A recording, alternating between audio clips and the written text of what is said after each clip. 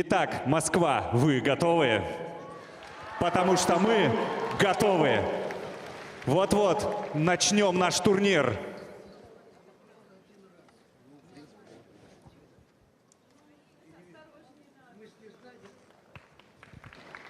Ну, я надеюсь, без этого просто будет.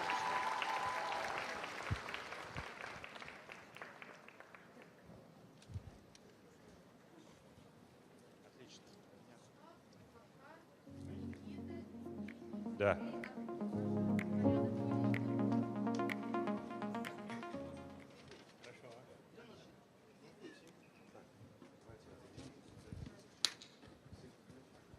Интересно, мы как вот так? Такой план? Да, я думаю, что со столом кусочек стола, да, еще?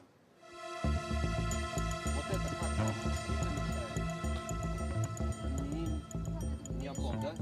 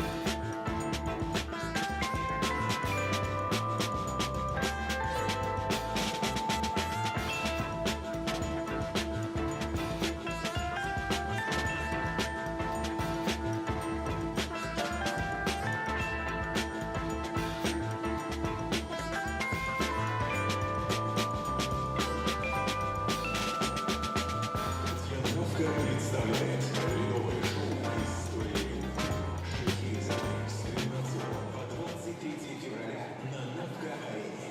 Завораживающее фигурное катание, сказочная атмосфера Востока и олимпийские чемпионы.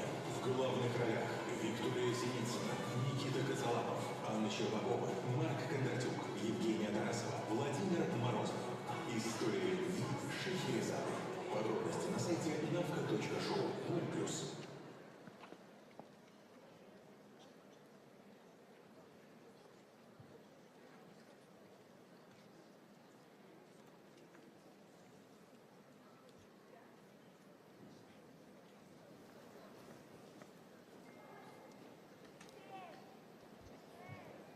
Самое ужасное. Ну.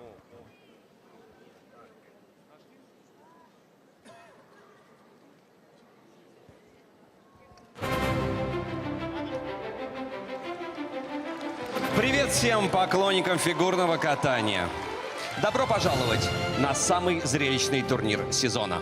Чемпионат России по прыжкам 2026 года. Я Алексей Ягудин.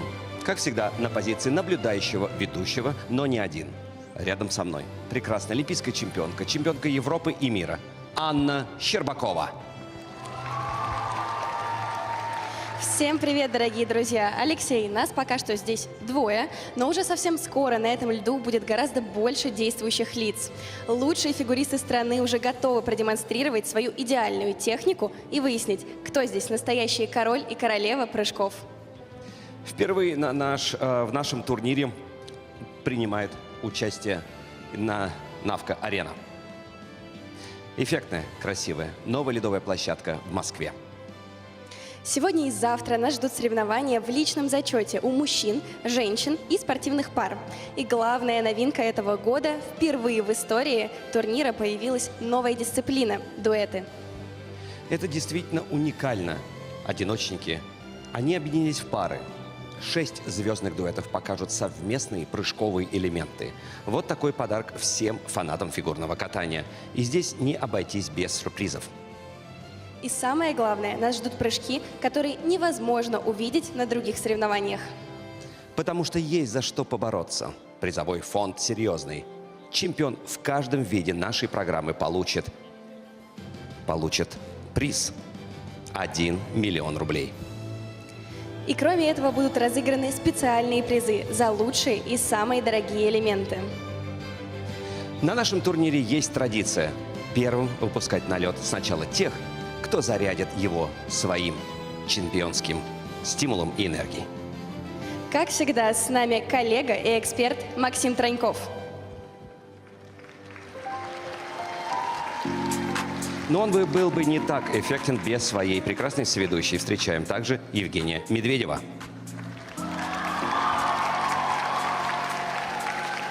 Привет, привет, Москва! Привет всем зрителям и поклонникам фигурного катания. Ребята, Аня, Леша, вам тоже привет! Мы в предвкушении турнира. Всем спортсменам удачи, а всем зрителям прекрасного зрелища. До выхода на лед главных героев сегодняшнего дня остаются считанные секунды. А мы все готовы немного углубиться в правила фигурного катания. Анна Щербакова и Алексей Ягудин сейчас нам все расскажут. Итак, сегодня у нас особенный формат. Чемпионат России по прыжкам. Это не про программы, не про образ, а про риск, зрелищность и, конечно же, стратегию. Именно поэтому этот турнир так интересен. Здесь невозможно спрятаться за хореографию или музыку. Остается только техника, нервы и точный расчет. Чемпионат России по прыжкам проходит в формате на вылет. Состоит из 3 раундов. Четвертьфинал, полуфинал и, конечно же, долгожданный финал. В каждом раунде фигуристы выходят на лед с конкретным заданием. Нужно исполнить определенный набор прыжков. Важно! На каждый элемент у спортсмена есть максимум 2 попытки. И в зачет, конечно, идет лучший из них. Ошибся, есть шанс тут же все исправить. Это добавляет драмы. Иногда первая попытка пробная, а вторая уже идет на максимум риска. Ой, чемпионат России по прыжкам – это, конечно же, про риск. Прыжки оцениваются по привычной системе ISU, а вот баллы не сгорают, они накапливаются от раунда к раунду. Расслабляться все равно нельзя. После каждого раунда турнир продолжают только те, кто набрал больше всего баллов, а вот, к сожалению, остальные выбывают. И это добавляет интригу. Иногда спортсмен идет ва-банк сразу, иногда оставляет риск на вторую попытку. И мы это часто видим прямо по их реакции.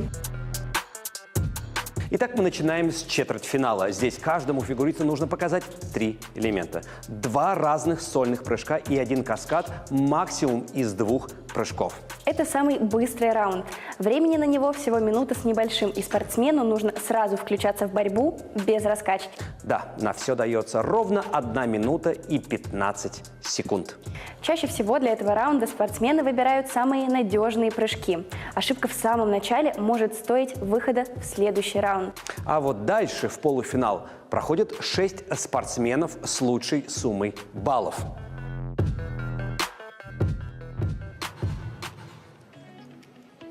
Откроют чемпионат России по прыжкам мужчины. Нас ждет первый раунд, четвертьфинал, в котором выступят 12 спортсменов, по 6 участников в каждой разминке. Итак, еще раз. На стадии четвертьфинала турнира участники должны исполнить 1 сольный прыжок и 1 каскад или комбинацию из не более 2 прыжков. Для исполнения каждого элемента допускается не более 2 попыток и дается всего лишь 1 минута. И наша безграничная поддержка каждому. Поэтому поддержим ребят и встречайте их на льду. Первая группа спортсменов.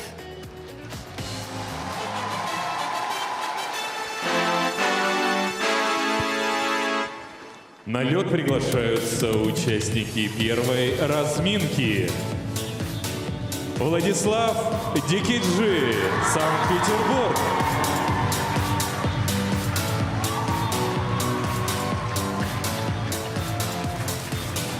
Макар Игнатов, Московская область.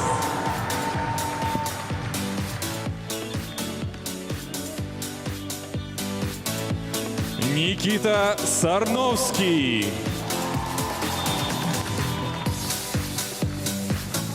Евгений Семененко.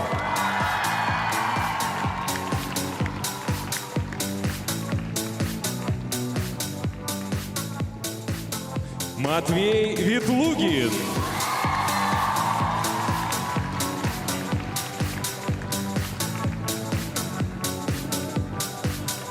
Артур Даниэлян.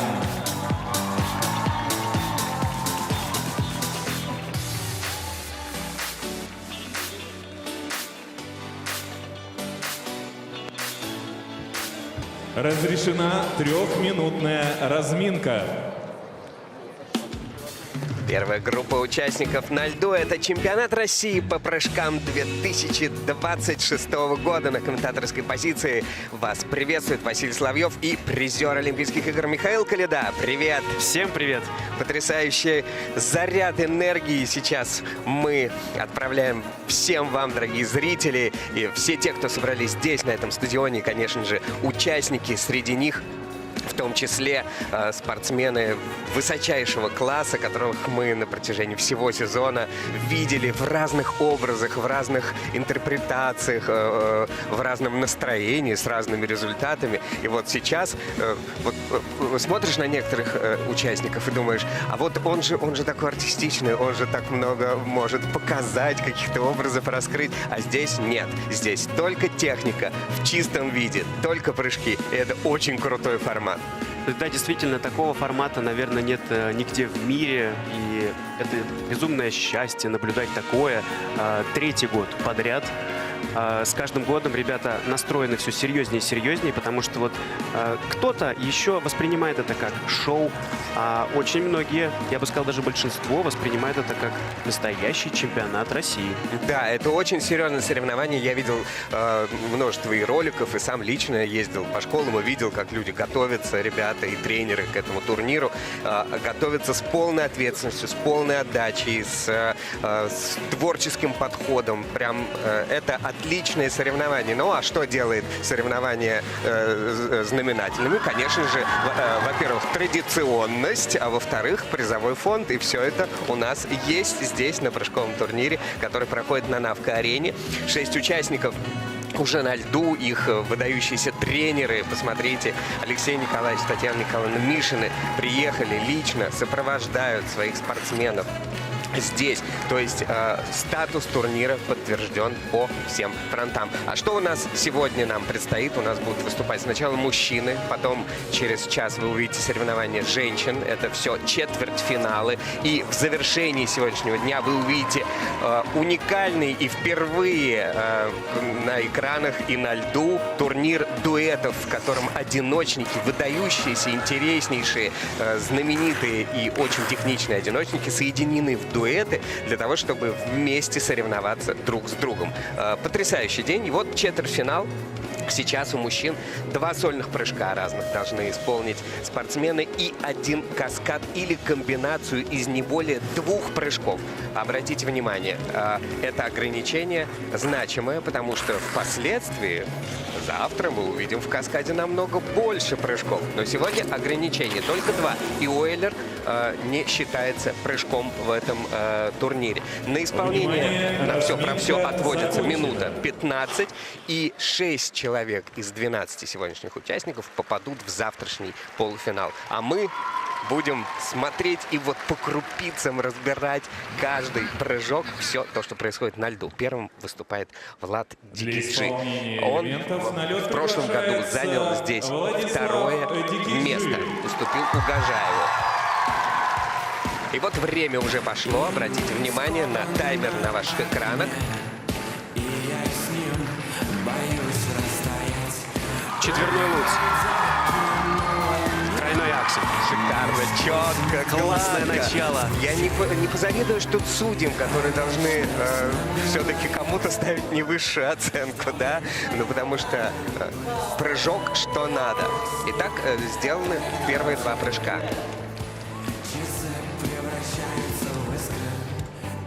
Есть еще немножко времени у Влада. Поставили судьи хороший плюс, 2,68. Обратите внимание, в левом верхнем углу экрана у вас есть табличка. В этой табличке отражена базовая оценка элемента и то, что поставят судьи. И еще один четверной луц. Шикарно, шикарно.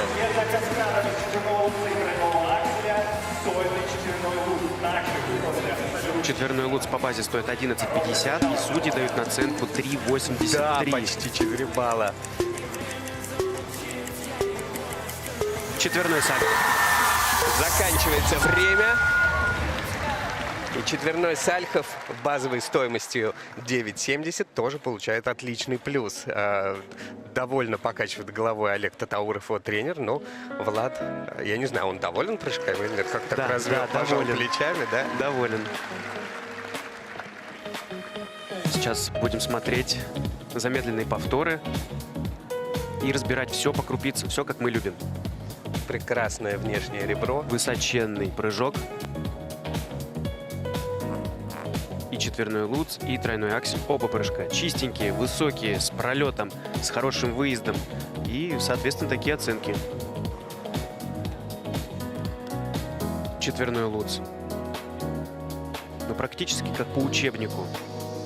И четверной Сальхов, один из любимейших прыжков Влада, также идет в копилочку.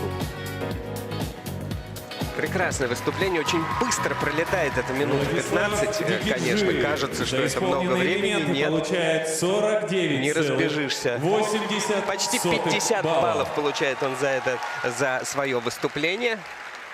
Ну и попробуй На лед для перебей, что исполнения называется. элементов Посмотрим, приглашается чем ответят Макар его Игнатов. конкуренты и одновременно товарищи по цеху, что называется, фигурно-катательному. Макар Игнатов на льду. Четверной Ридбергер, Оллер, тройной сальто.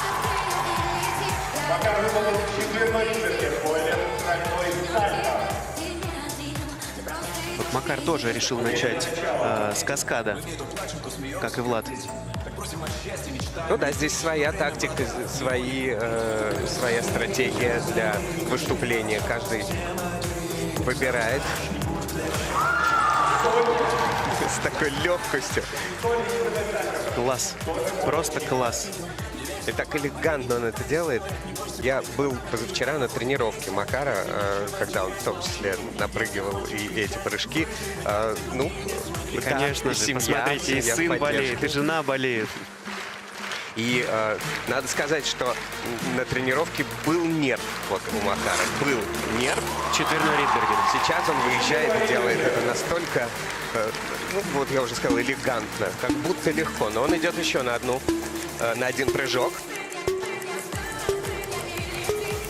Четверной тулуп.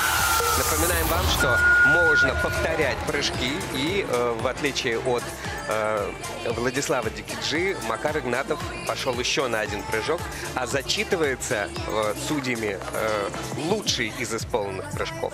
То есть можно успеть за эту минуту 15 напрыгать больше. Но вы видите, что заключительный прыжок получил минусы от судей, соответственно, ну, попытался, не сдался. Четверной Ридбергер, Оллер, тройной сальто. Ну, здесь никаких вопросов нет. Все было сделано хорошо. Единственное, может быть, я буду придираться к мягкости на приземлении. Это вот, наверное, единственное, за что можно немножко пожурить Макара. А так, в остальном, боец молодец. Но если говорить про Макара, это сегодня ты бы его за это пожурил, или сейчас это его такая небольшая ахиллесова пята? Я бы сказал, что сегодня, потому что мы, да, видели по ходу сезона, что Макар может мягче это все делать, и, видимо, сегодня вот такое настроение, такие вот эмоции, ощущения, потому что все-таки динамика данного турнира просто сумасшедшая. Потому что, казалось бы, вот только-только первый выходит, и тут хоп, второй уже закончил. Да, Макар очень быстро Игнатов все. Рядом с ним олимпийский чемпион Евгений Плющенко и Сергей Алексеев, тренерский штаб Ангелов Плющенко. И второе место. почти на 10 баллов меньше, чем у Владислава Дикиджи. Ну, задал планку Влад, конечно. Ну, кого жеребьевка поставила первым человеком, который, один из главных претендентов на победу в этом турнире. Серебряный действующий призер прошлогоднего турнира. А дальше еще один ученик Евгения Плющенко, Никита Сарновский. Четверной Ридбергер. Ой, как хорошо.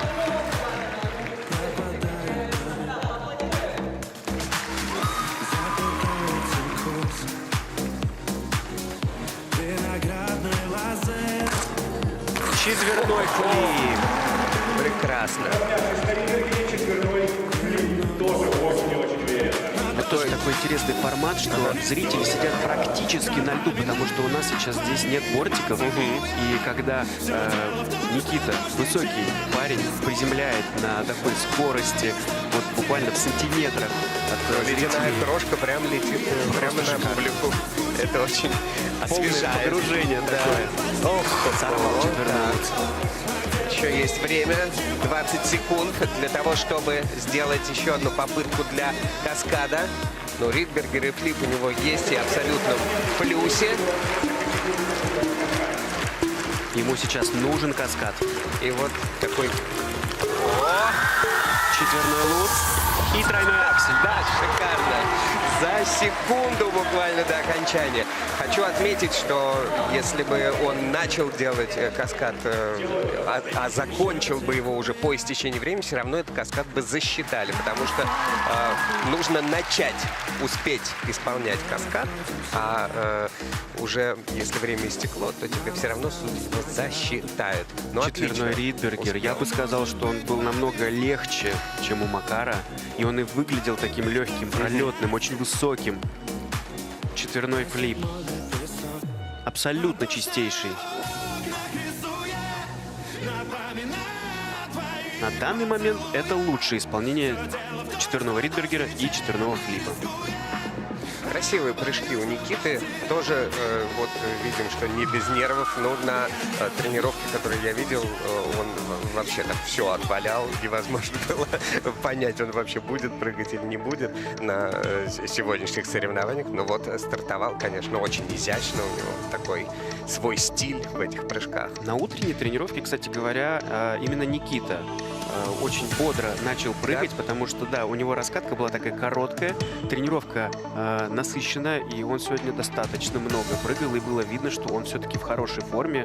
И Вот он подошел к турниру, как-то нашел к Да, нему ключики. да. Евгений Викторович подобрал какие-то слова, там прям он все сурово Никиту на этой тренировке гонял. элементы набирает Говорит, ну, чувак, ты сам только можешь сделать то, что ты можешь сделать. 63. На данный момент занимает второе место. Чуть-чуть не хватает ему до результата Владислава Дикиджи. Прекрасно, На льду прекрасное продолжается выступление. Евгений Но напоминаем вам, что это Семененко. у нас на данный момент идет четвертьфинал, завтра будет полуфинал и финал, и все результаты суммируются, поэтому то, что сегодня у нас прыгало, оно все еще пойдет в плюс. Далее Евгений Семененко на ваших экранах. Тот спортсмен, которого выводят Алексей и Татьяна Мишины.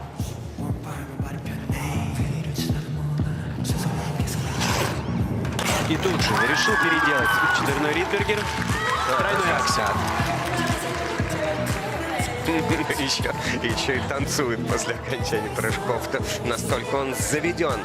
Вообще, Евгению, конечно, нужно рваться вперед, потому что 3 раза участвовал в этом турнире, 3 раза он занимал 4-е место, и нужно уже как-то сломать эту Четверной сальто. закономерность и, в конце концов, забраться на пьедестал.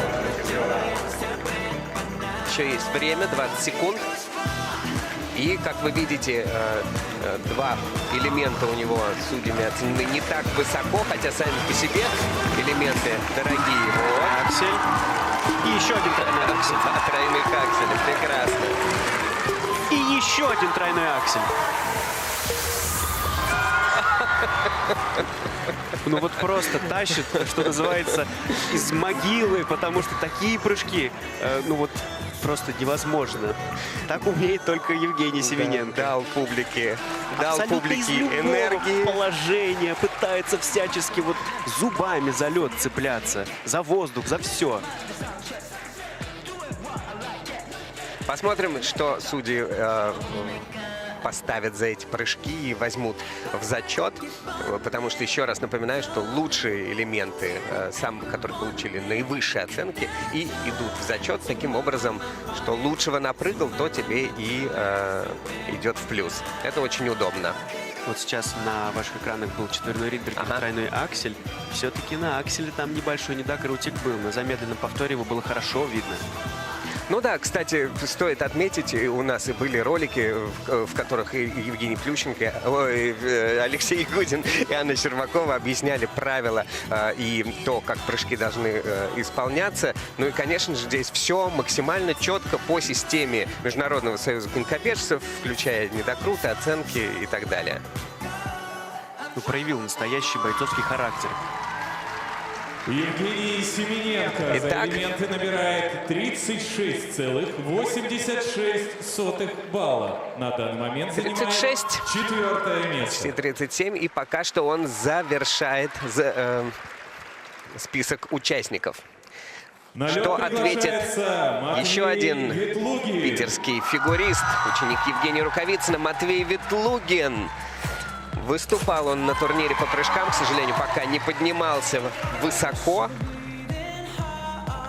Четверной Ридбергер. Мягкий, Шикарно. хороший. Ну, На тренировке с утра был лучше. еще лучше. Да, еще лучше. Хотя судьи вот сейчас 2.10 надбавочку ему дают.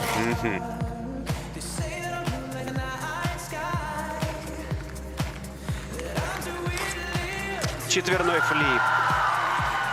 Двойной аксель. Прекрасно.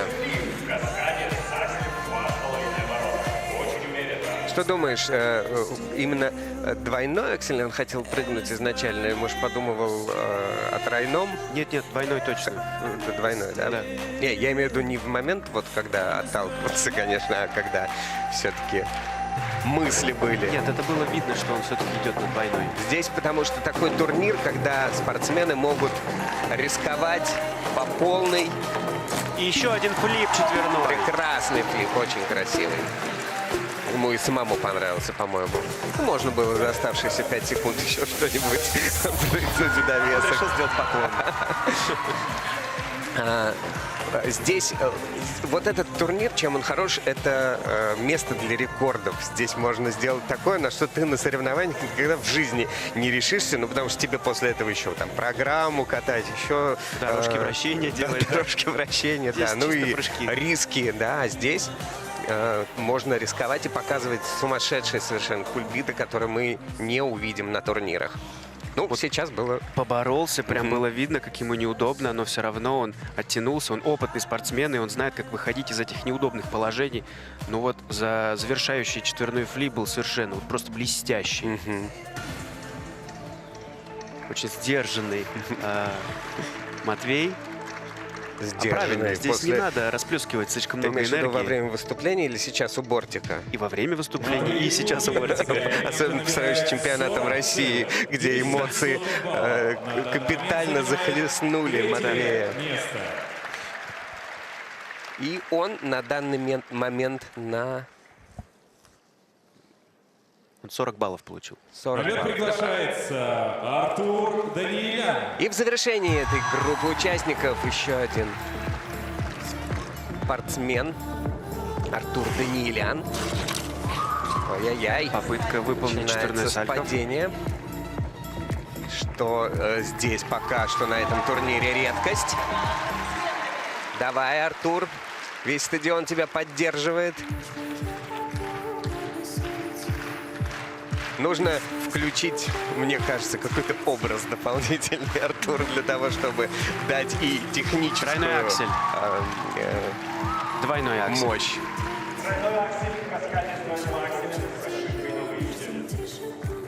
Сегодня на утренней тренировке тоже Артур боролся, что называется, с головой. То есть он в очень хорошей форме, в хорошей кондиции.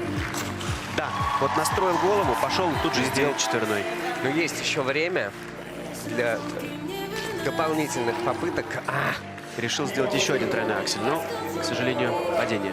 С другой стороны, тоже вот начинаешь торопиться здесь, да, вроде времени в какой-то момент кажется, что много, потом оказывается, что мало, начинаешь накручивать, и уже не получается ничего. Эх! Тройной луц и Давайте тройной аксель. поприветствуем Артура, да. Не прошло это выступление так, как хотелось бы. Но это спорт. Здесь бывает Да, вообще всякое. да. Лед скользкий, как мы любим повторять.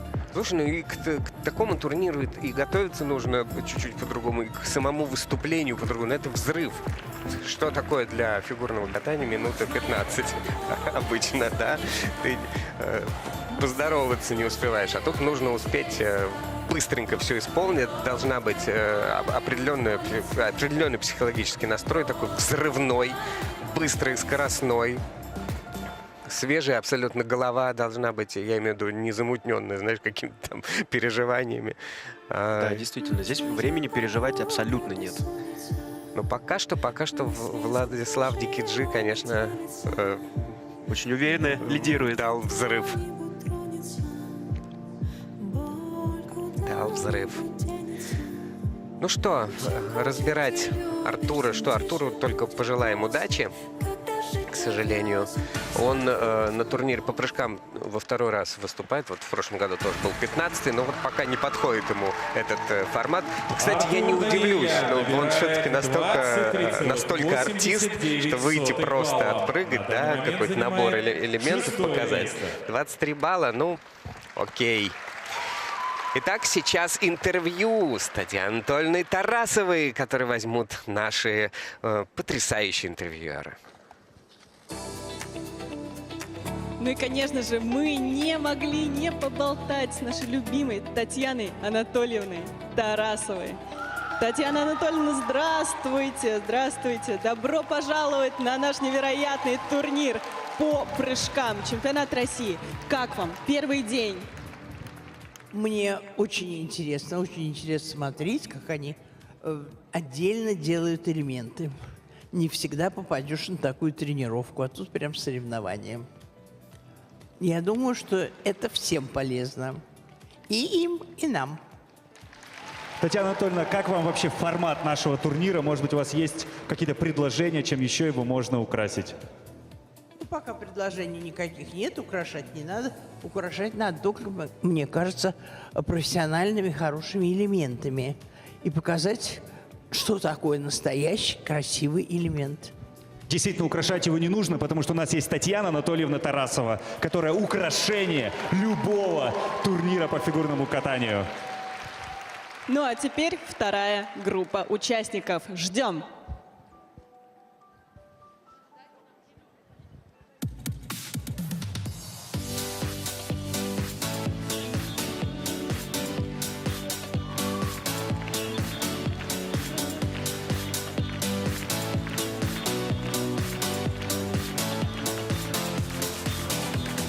На лед приглашаются участники второй разминки. На льду Григорий Федоров.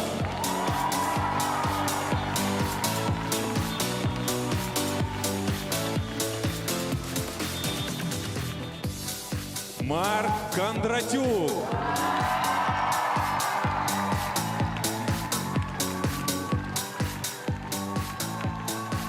Андрей Мазалев.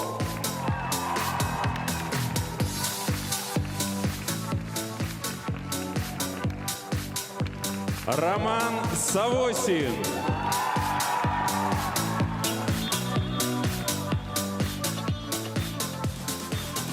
Глеб Лутфулин.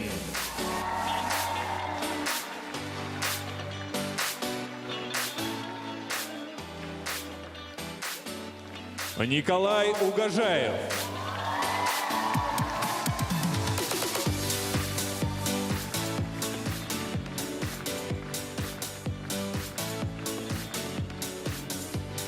Разрешена трехминутная разминка. Продолжаются соревнования на чемпионате России по прыжкам.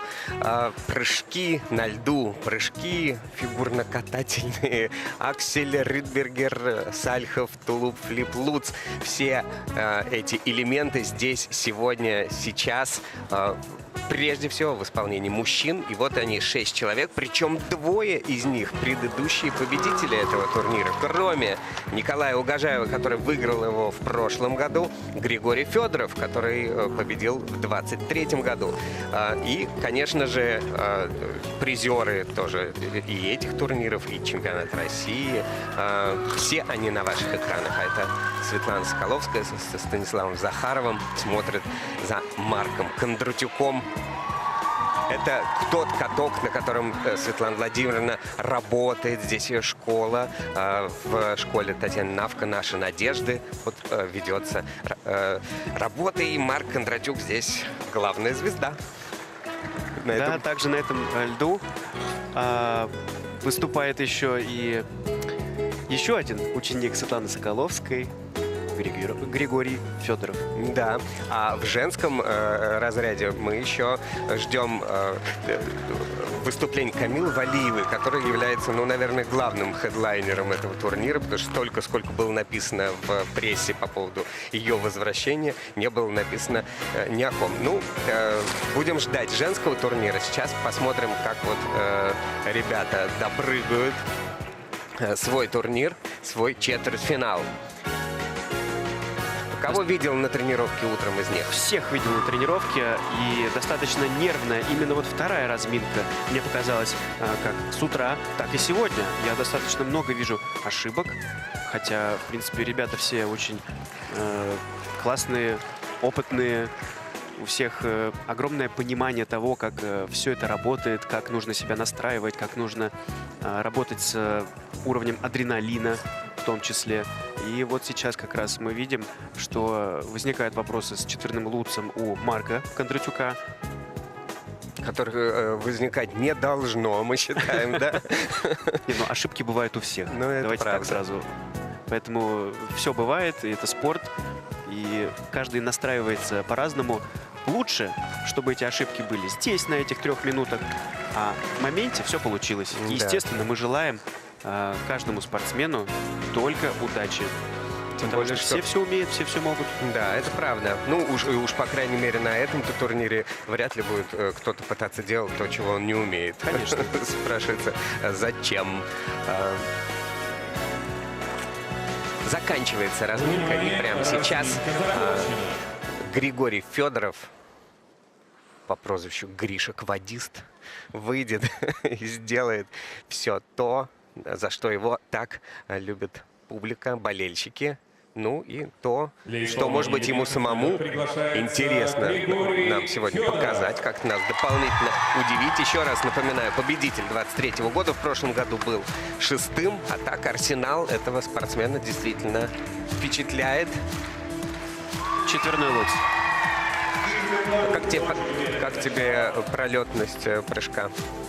Ну, у Гриши, в принципе, прыжки, они не такие пролетные, как, например, у Петра Гуменника или там у того же Владислава Дикиджи, но они выходят свечечкой и выглядят достаточно надежно. 2 тройных акселя. А что судьи по этому поводу скажут? Если вот они будут сравнивать пролетность, они больше за пролетный поставят, да? Да. Ладно, смотрим. То есть нужно брать чем-то другим еще. Получается, частотой дополнительной какой-то, высотой, чем? Судьи дают надбавки за сложный вход, сложный выход, высоту, пролет. И вот это все как раз и дает дополнительные баллы базовой стоимости. Эх, Попытка ну 20 исполнить секунд флип. еще. Давай, дуй вперед. Нужно побороться. Вот сейчас очень такой важный и ответственный момент, что нужно себя где-то остановить для того, чтобы пойти и сделать. Молодчина! Отлично сделано, отлично поборолся. Да, окей, судьи не поставили плюсов за этот прыжок. Там, ну, а может быть, он еще будет доставлен, потому что судьи же еще в процессе, да? Я говорю о том, что было написано на экране. Сейчас еще поставят свои плюсы судьи, они просто не успели, время закончилось. Поставят точно. Слушай, ну Хороший был боец, прыжок. боец. Поставят, да, должны.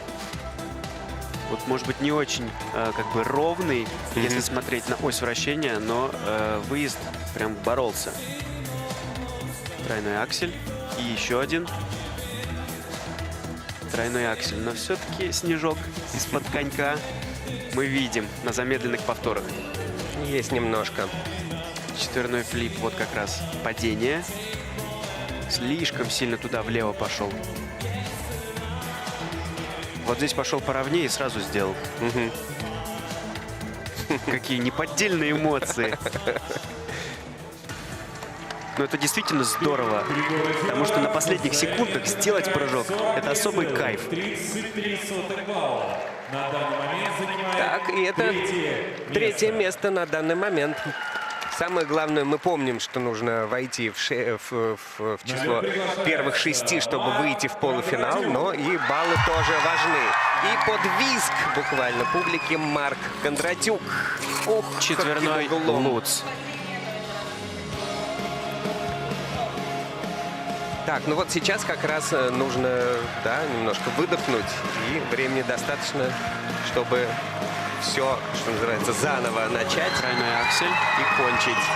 И еще один тройной аксель. 2 тройных акселя пойдут каскадом, точнее комбинацией. В прошлом году Марк исполнил какое-то невероятное количество тройных акселей.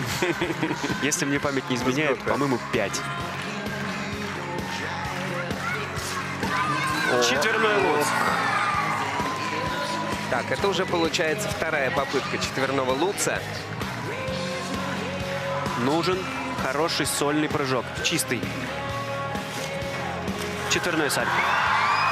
Но ведь он может прыгнуть и еще какой-то Еще. другой прыжок, чтобы не повторяться. И таким образом, чтобы 2 лучших прыжка вошли в его зачет. И Успеет 4, или нет? 3, 2, 1 и... Луц. Но он получается... То есть он, получается, прыгнул 3 луца и сальхов. То есть то, о чем мы с тобой говорили до начала соревнований. А как это будет Прям расценено? Сердечко. У всех сердце чуть не выпрыгнуло. Как будет, какой именно прыжок возьмут судьи, какой не возьмут, мы сейчас увидим по таблице. Потому что он выполнил 4 четверных луца, а повторять прыжок нельзя. То есть можно его только повторить, сделать попытку, да, хорошего исполнения. 2 раза один и тот же прыжок не зачтут тебе. Посмотрим. Ну, Сальхов роскошный. Это его один из любимых четверных прыжков. Он его делает во второй части короткой программы.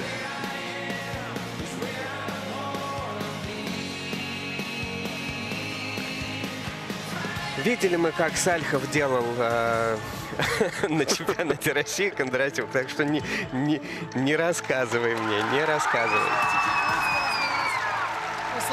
Ну что, на последних мгновениях решился на еще один луц Марк Кондратюк. А зачтут ли его судьи, мы сейчас с вами увидим.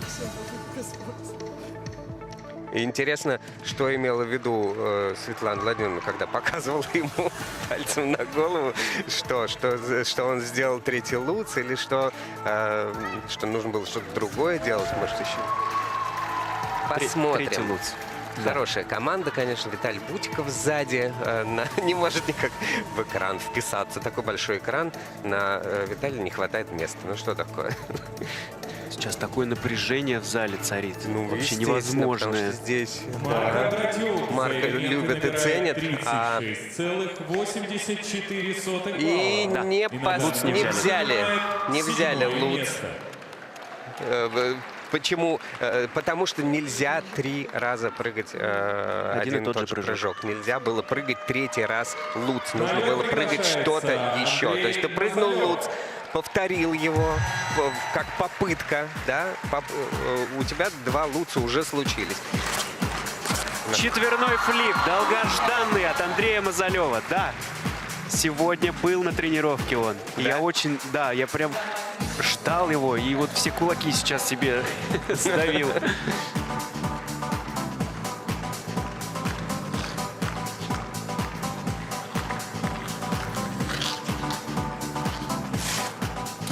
Четверной Сальхов. Четверной Сальхов. Не такой удачный зачтен как Сальхов, но с минусами от судей. 30 секунд. Да, время прям летит.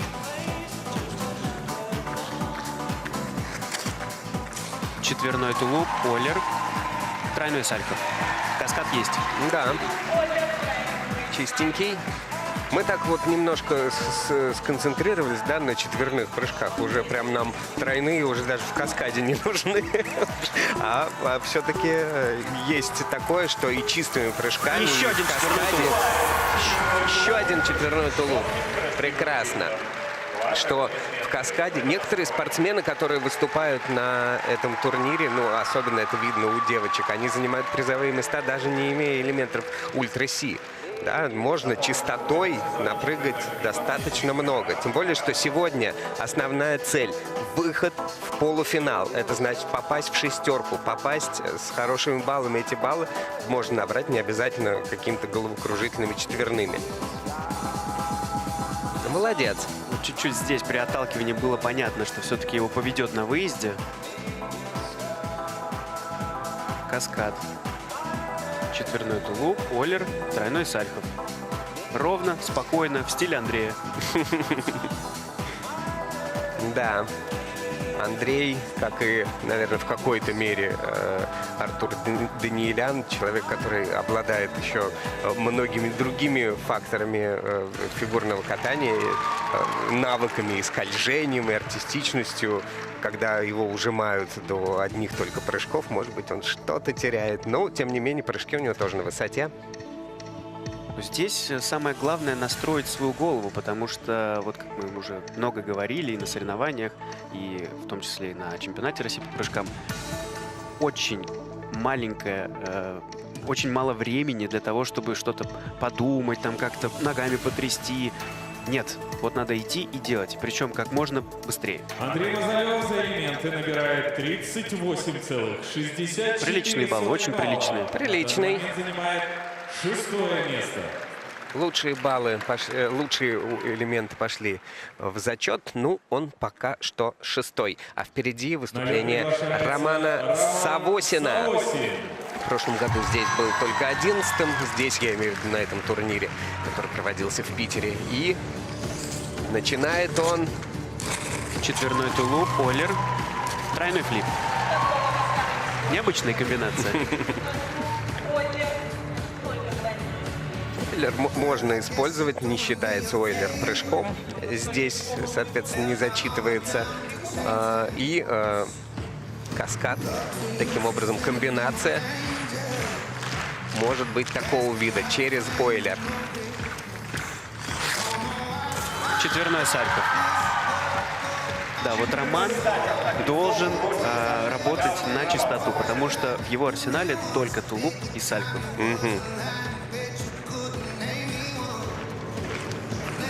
Сейчас Поменял, думает, чтобы еще сделать. Да. Поменял направление движения. Публика, смотри, как поддерживает Романа. Четверной тулуп. Да, можно выполнять. Еще один тулуп было, потому что прыжки должны быть... Один из них должен отличаться, а в начале каскада можно повторять прыжок. Так что 2 тулупа здесь абсолютно легальное дело. Очень хорошие надбавки от судьи он получил. Хорошие, да. И на замедленных повторах, я уверен, мы тоже не обнаружим каких-то явных ошибок. Доволен спортсмен, и это главное. Но он как-то вот четко выступил. Мне кажется, что хотел, то четко прямо и сделал. Да? Все максимально запланированное, размеренное, без каких-то дополнительных нервов ненужных. Он Вообще самый старший спортсмен. Это здесь. правда, опыт Никуда не терять денешь. абсолютно нечего. Ну а ты вот все-таки как считаешь, есть у спортсменов нервы на прыжковом турнире? Конечно, есть. Да? Конечно, это Ну, казалось бы, это такая все-таки больше шоу-штука. Всего лишь нужно сделать 3 прыжка. Ну да, минуты 3 15. это в этом раунде. Да. А прыжков-то будет много на самом деле. И это не произвольная программа, там где 7 прыжков. Нет, их здесь будет гораздо больше. И тут, честно говоря, даже не знаю, что легче. Делать подряд прыжки или все-таки откатать произвольную программу 4-10 и потом смело отдыхай. Ну, хорошо. Ну, на самом деле, понятно, что я немножко тебя троллю. Видно, конечно, что у спортсменов есть нервы. Но просто хочется сказать, ребята, ну чего вы нервничаете? Выйдите, отпрыгайте. Да? Ну, а видно, да, спортсмен любого уровня, которых мы здесь видим. Вон Марк Кондратюк. Уж на что человек мега опытный, но тоже переживал, нервничал. Не все успел, не все получилось. Переживают все. Буквально, Полный зал, наверное, каждый кстати, да. зритель в зале. Абсолютно переполнен. Все, сломал Роман систему подсчета очков. Как ты думаешь, по... набирает 38,11 Ну да, все, видишь, Сальхов все-таки На докрутик поставили на Сальхове, поэтому 0, да. от судей. И На у лед нас приглашается на льду Глеб Лутфулин. Еще один ученик Четверной Ридбергер Мишиных. есть.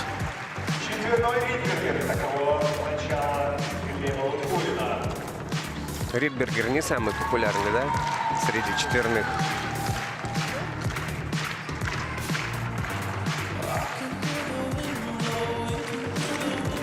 Тройной аксель. И еще один тройной аксель. Хорош. Особенно первый аксель так прям... с Первый ровненький достоинством. был, да. Второй немножечко кивнул спиной. А он из образа не выходит, я так понимаю, который у него... Крестный отец? Да, с крестного отца. Как погрузился, все. Прям со всеми Четверной причиндалами. Сальхов. Класс. Ну и остается еще 30 секунд. Можно было бы что-нибудь улучшить? Может Нет, быть, нет. каскад? Нет? Нет. Уже больше устанешь, думаю. Но мне вот кажется, он еще что-то хочет сделать. Что-то задумал. Что-то задумал. Слушай, ну как быстро и четко он это все сделал, молодчина. Но все-таки не стоит терять попытку. И решил Вот. Сальхов. И аксель. Вот! Он сделал каскад дороже. Молодец. Дороже на балл и 7. А еще оценка судейская, может быть, даже и лучше будет. Посмотрим. Вот молодчина. Вот это прям... Это было чуть ли не самым четким выступлением вообще сегодня, да? Да, потому что он грамотно рассчитал свои силы и понял, что он, во-первых, успеет это сделать, во-вторых, сможет это сделать. Ну, просто сразу как-то все пошло, да, как время запустили, он уже полетел в разгон, уже начал делать элемент. Да, Ридбергер был хорош. Тройной аксель. Еще один тройной аксель. Как раз здесь он немножечко в зубец ушел. Ну вот, да, то, что второй аксель он был чуть хуже, и, может быть, поэтому еще и дополнительно от судей за следующий каскад он получит побольше, потому что тот-то был ровненький весь. И по цене дороже, еще и поровнее. У Сальхова, у Глеба это тоже такой один из любимейших прыжков, это я точно знаю. Аксель ему дается все-таки сложнее. Да, можно выдохнуть, точно. Но я думаю, что чемпионат по прыжкам когда-нибудь трансформируется в то, что люди будут выезжать все-таки в образах и в костюмах все равно. Третье место у него, и это неудивительно. Да, конечно, до Дикиджи не допрыгнул, но это было одно из самых четких выступлений сегодня. И обладатель титула Николай Угожаев, смотри-ка. Четверной луц, тройной аксель. Да, обрати внимание, то, что время только-только началось, а он уже сразу прыгнул. То есть он опытный боец. Так же, как и Глеб Лутфулин. Угу. А Николай вообще чемпион России в прошлом сезоне. Да. Он точно знает, что это такое и как здесь нужно работать. Да. Четверной флип. Ой, как хорошо. Тут не просто, Максим на стадионе Троньков говорит, что запредельный настрой. Тут не только настрой, тут все. Тут вот подготовка прям с точностью до секунды мы видим. Он прям все рассчитал. Ну, давай. Четверной луц. Ну что ж, все получилось, и на отличные баллы, наверное, ничего дальше он не будет Да, он уже повторять. крест руками Оставшиеся показал, всё. 15 секунд, да, посоветовался с Дмитрием Хроминым, со своим тренером. Тот согласовал. Ну, флип был роскошный. Плюс 3 балла от судей. Вообще замечательный.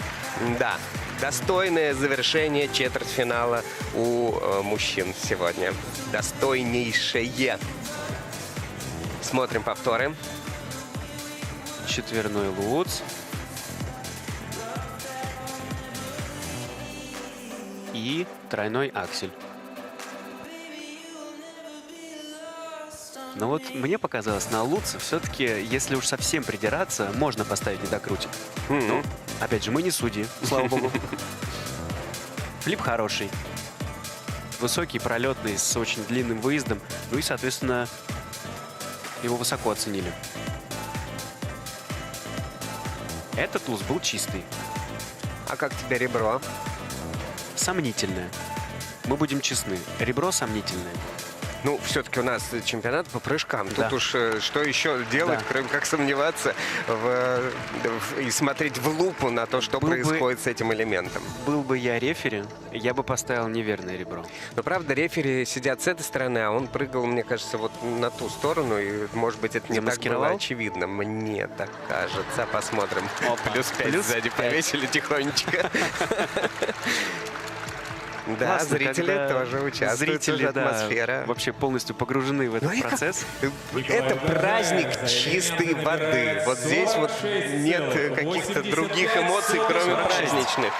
Хорошие баллы. На акселе Q поставили, да? Занимает третье место. И в итоге на третьем месте, отодвинув Лутфуллина немножечко, оказывается на данный момент Николай Угожаев. Но это все равно было великолепнейшее выступление. И с Еленой Анатольевной Чайковской сейчас будет блиц-интервью. Весь свет российского фигурного катания сегодня здесь, на Навка-арене. Я прошу поприветствовать аплодисментами Елену Анатольевну Чайковскую, нашего легендарного тренера, наставника. И, конечно же, не могу не задать несколько вопросов этому великому тренеру. Елена Анатольевна, как вам наш турнир? Потрясающий турнир, как нигде, ни в одной стране такой не проводится. Это очень здорово, что мы первые. Но я все-таки за артистизм в фигурном катании. Поэтому, видимо, будем... Вот, видите, публика меня поддерживает. Видимо, будем какой-то новый тоже проект придумывать. Кто у нас самый главный артист на льду. А может быть, мы просто добавим красивые заходы на прыжки и какую-нибудь оригинальную музыку на наш следующий чемпионат? Может быть и так, но мне не хватает артистизма. Вам тоже, я думаю. Может быть, кто-то особенно артистичен был сегодня в прыжках? Кто вам запомнился больше всего? Что вы помните? Кто вам запомнился больше всего за сегодня из спортсменов? Дикий Джи, мой любимый. Угожаев, конечно. В общем, меня питерская группа радует. Остальные пока, не дозрели до этого старта. Будем ждать дальше. Спасибо, Елена Анатольевна, и ваши аплодисменты. Ну а мы передаем слово Алексею Ягудину и Анне Щербаковой. Ну что тут сказать, мощный старт мужской турнирной части. Алексей, ты ожидал такую плотность ультраси уже в четвертьфинале? Аня, если честно, я даже выдохнуть еще не успел. Так парни начали, правда. Интересно даже увидеть, что будет завтра в самом финале этого турнира. Мы поздравляем полуфиналистов. Вы прошли сложнейший отбор. Но интрига сохраняется. Имя победителя чемпионата России по прыжкам 2026 года мы узнаем только завтра. Ну и, конечно же, наши аплодисменты и уважения всем тем, кто, к сожалению, покидает наш турнир на данной стадии. Парни, вы понимаете, это спорт. И сегодня удача выбрала других, но ваше мастерство неоспоримо. Спасибо за выступление. А теперь давайте зафиксируем результаты. Внимание на экран. Итоговая таблица мужского четвертьфинала. Ну вот, собственно, те спортсмены, которые оказались в полуфинале. Давайте произнесем эти фамилии. Владислав Дикиджи, Никита Сарновский, Николай Угожаев, Глеб Лутфулин, Григорий Федоров, Матвей Ветлугин. Эти фигуристы выйдут на этот лед уже завтра и сразятся за путевку в финал. А у нас небольшая пауза на заливку льда. Скоро вернемся и продолжим. В борьбу вступят девушки.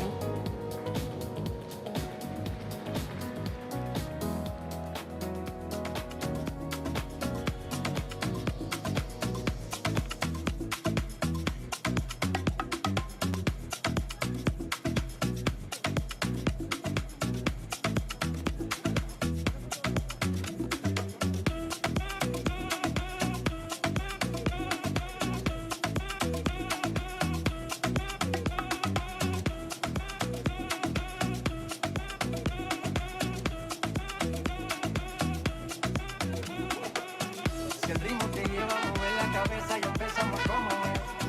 Mi música no discrimina a nadie, así que vamos a romper. Toda mi gente se mueve.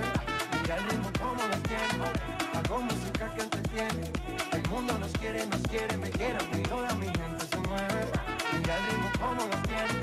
Hago música que entretiene. Mi música los tiene fuerte bailando y se baila así.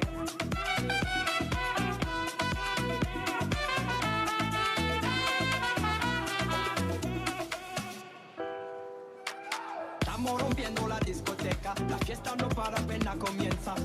C'est comme si, c'est comme ça, ma chérie. La la la la la.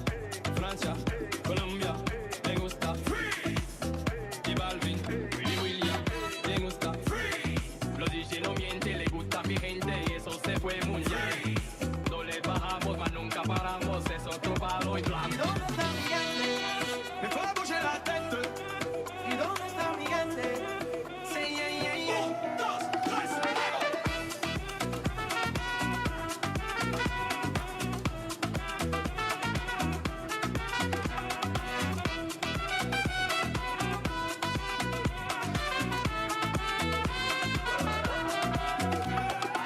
Esquina, esquina, y ahí nos vamos. El mundo es grande, pero lo tengo en mis manos. Estoy muy duro, sí, porque le vamos. Y con el tiempo nos seguimos elevando. Y seguimos rompiendo aquí. Esta fiesta no tiene fin. Botellas para arriba, sí. Los tengo bailando, rompiendo y yo sigo aquí. Y seguimos rompiendo aquí. Esta fiesta no tiene fin. Botellas para arriba, sí. Los tengo bailando, rompiendo. ¿Y dónde está mi gente? Me fue a bouger la tête. ¿Y dónde está mi gente?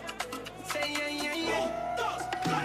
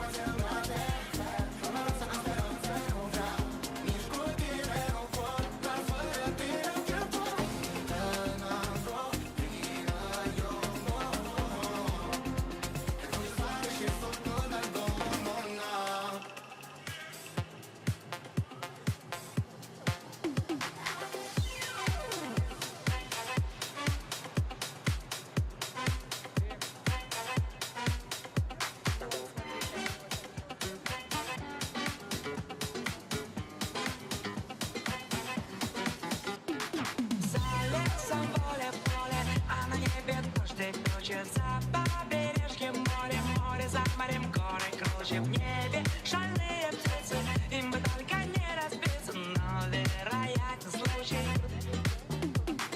Ты все начнешь сначала, ты с ума свела немало, я все пойму однажды, потому что мне не важно, что есть шальные птицы, и что это не годится, может, я кто-то важный. Где ты скидаешься, но где скрываешься ты от людей? Возьми меня с собой, я тот безумный, видимо, я могу быть с тобой.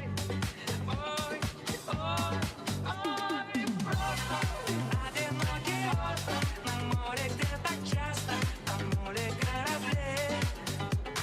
Может, судьба тебе поможет, и ты не будешь больше отшельницей любви.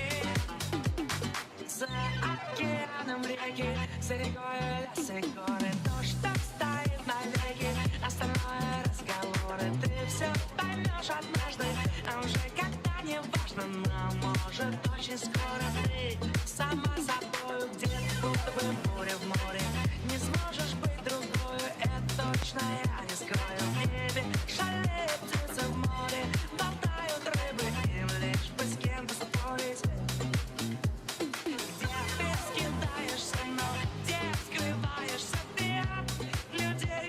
Возьми меня с собой, я тот безумный, видимо, я могу быть с тобой. Ой, ой, ой, просто ты одинокий остров на море, где так часто тонули корабли. Может, судьба тебе поможет, и ты не будешь больше отшельницей любви.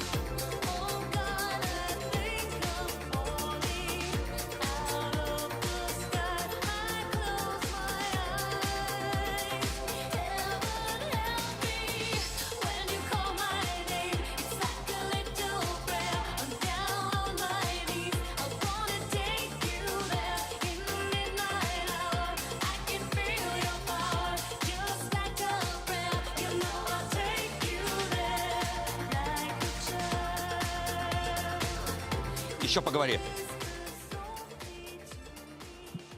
Все, спасибо.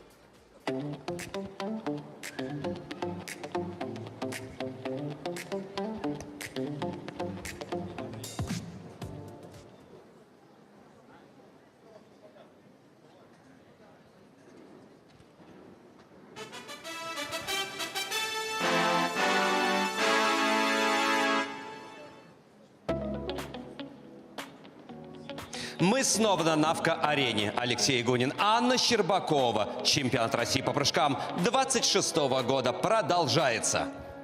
Мужской четвертьфинал задал высочайшую планку, и сейчас на лед выходят те, кто дал понять всему миру, что четверные прыжки – это норма, а не исключение. Абсолютно верно. Женское одиночное катание сегодня – это сложнейшая техническая гонка. Четвертьфинал – стадия коварная, а времени чуть больше 1 минуты, чтобы выдать свой максимум. Интрига еще и в тактике – пойти ва-банк со сложными элементами ради высоких баллов или сделать ставку на железобетонную стабильность. Девушкам предстоит сложный выбор. Да, проходных выступлений точно не будет. По итогам четвертьфинала часть спортсменок покинет наш турнир. Давайте еще раз вспомним правила.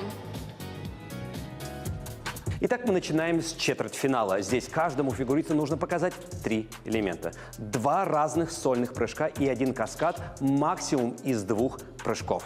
Это самый быстрый раунд. Времени на него всего минута с небольшим, и спортсмену нужно сразу включаться в борьбу без раскачки. Да, на все дается ровно 1 минута и 15 секунд. Чаще всего для этого раунда спортсмены выбирают самые надежные прыжки. Ошибка в самом начале может стоить выхода в следующий раунд. А вот дальше в полуфинал проходят 6 спортсменов с лучшей суммой баллов.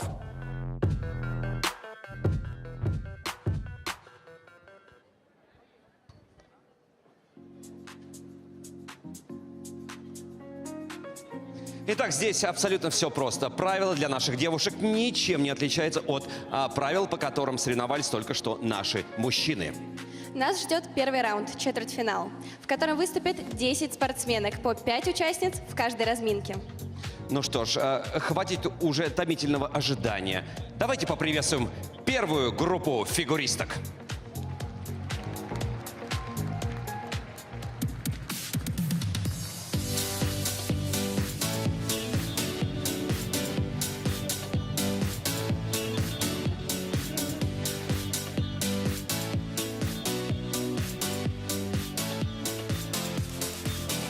Внимание, уважаемые дамы и господа, встречайте участниц первой разминки.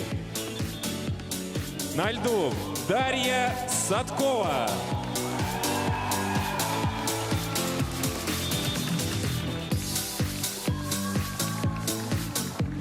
Алиса Двоеглазова.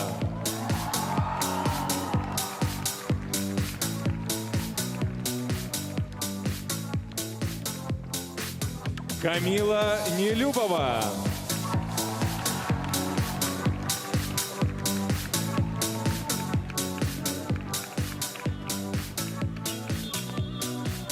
Мария Елисова.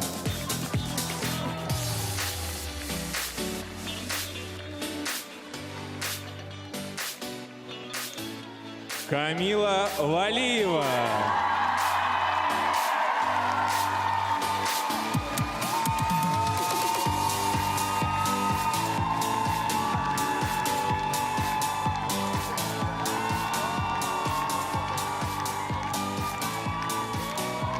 Разрешена 3-минутная разминка. Продолжается соревнование чемпионата России по прыжкам 2026 года. И девушки на льду. Их 10 человек. В первой группе участниц 5 спортсменок вы увидите. Тем не менее, этих 10 участниц в полуфинал выйдут 6.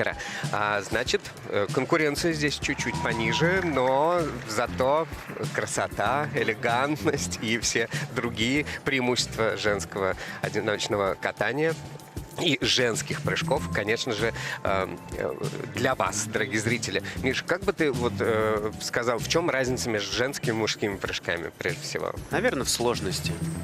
Потому что девушки вряд ли будут прыгать четверные флипы, четверные ридбергеры в таком количестве, в котором прыгали мужчины буквально 15 минут назад.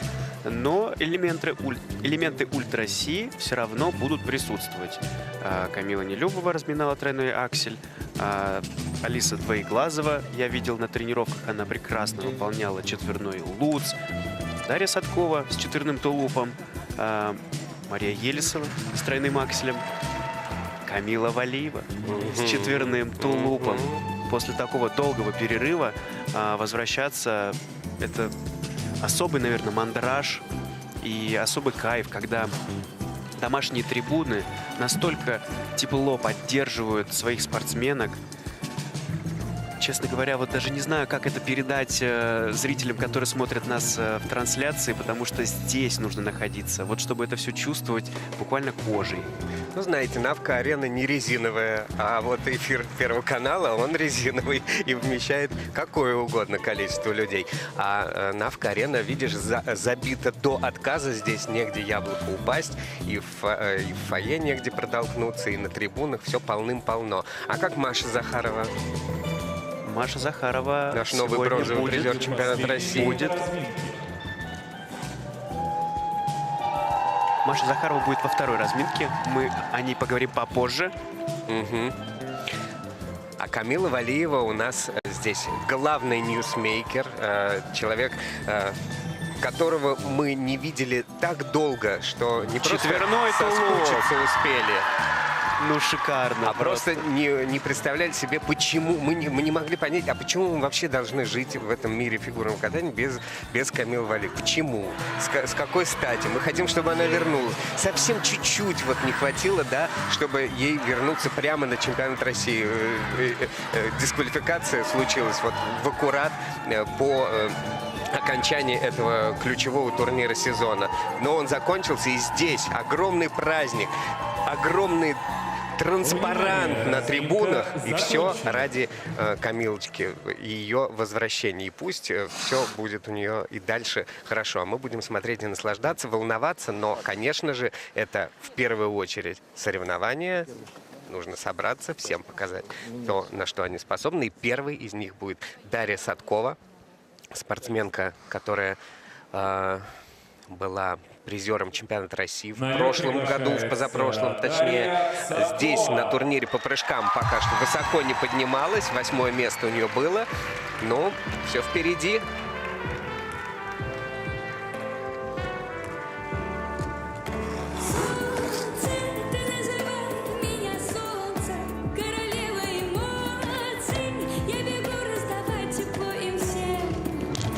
Четверной тулуп. Красиво. Мы так немножко замерли, да, в ожидании этого прыжка, потому что у нее такое, она далеко ехала к этому прыжку. Очень долго, да, в отличие от мужчин, которые прямо секундомер включается, и они уже сразу прыгают. Двойной Здесь, к сожалению, двойной, но есть возможность повторить, попытку повторную сделать. И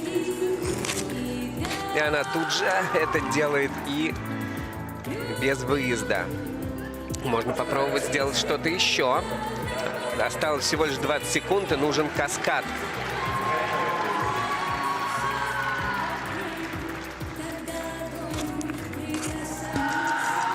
Луц, Ойлер, Сальхов. 2 тройных через Ойлер. И, может быть, еще успеет прыгнуть. И флип на последней секунде. Но вопрос качества. Ну, посмотрим. Ну вот, немножко по-другому начинается у нас, да, соревнования девушек. Не так, как случилось с Дики Джи, который вышел и все сразу напрыгал. И еще и остался первым до окончания соревнований сегодняшних. Ну, ничего. А здесь атмосфера отличается. Вот даже музыку завели немножечко другую, чем у мужчин. Она более такая свинговая. Алиса Двоеглазова уже готовится вовсю. Угу. Так, ну а сейчас замедленные повторы Дарьи Садковой. Четверной тулуп, высокий, пролетный, чистый. Да, и такой вот он очень элегантный. У нее этот был прыжок. Тройной луц и степ-аут. Честно говоря, было полное ощущение, что сейчас вот еще будет после такого прекрасного начала еще несколько каких-то вот красивых, мягких, спокойных. Нет, оказывается, видишь, нервы и не пошло. Здесь чуть сорвала, там чуть сорвала.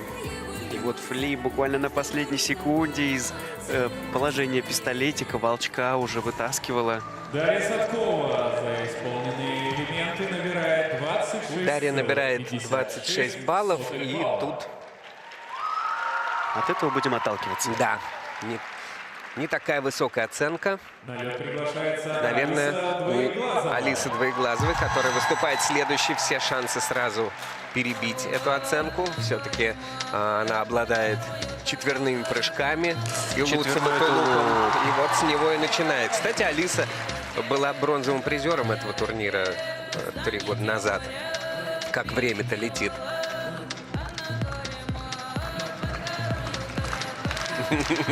Даем ритм Алисе для исполнения. Теперь Четверной луц. Олер луц и тройной сальто. Вот это да.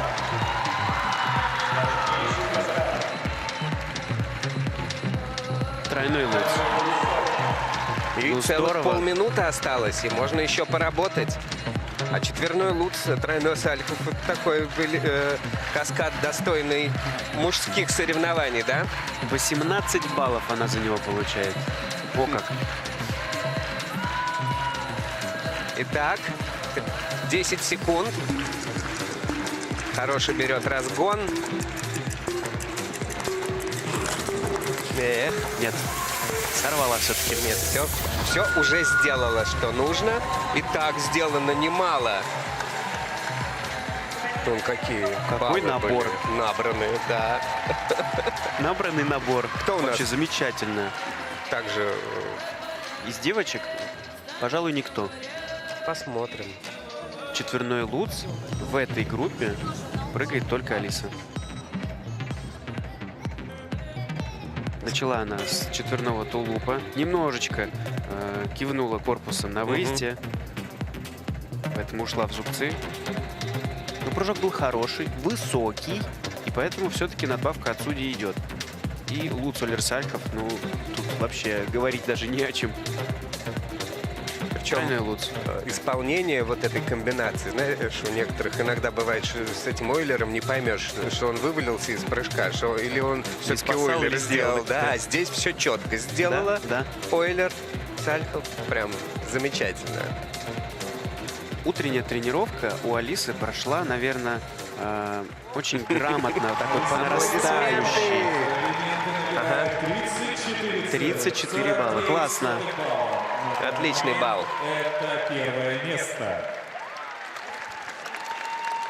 Ну а вслед На лед за приглашается Алисой Камила Нелюбова. Нелюбова.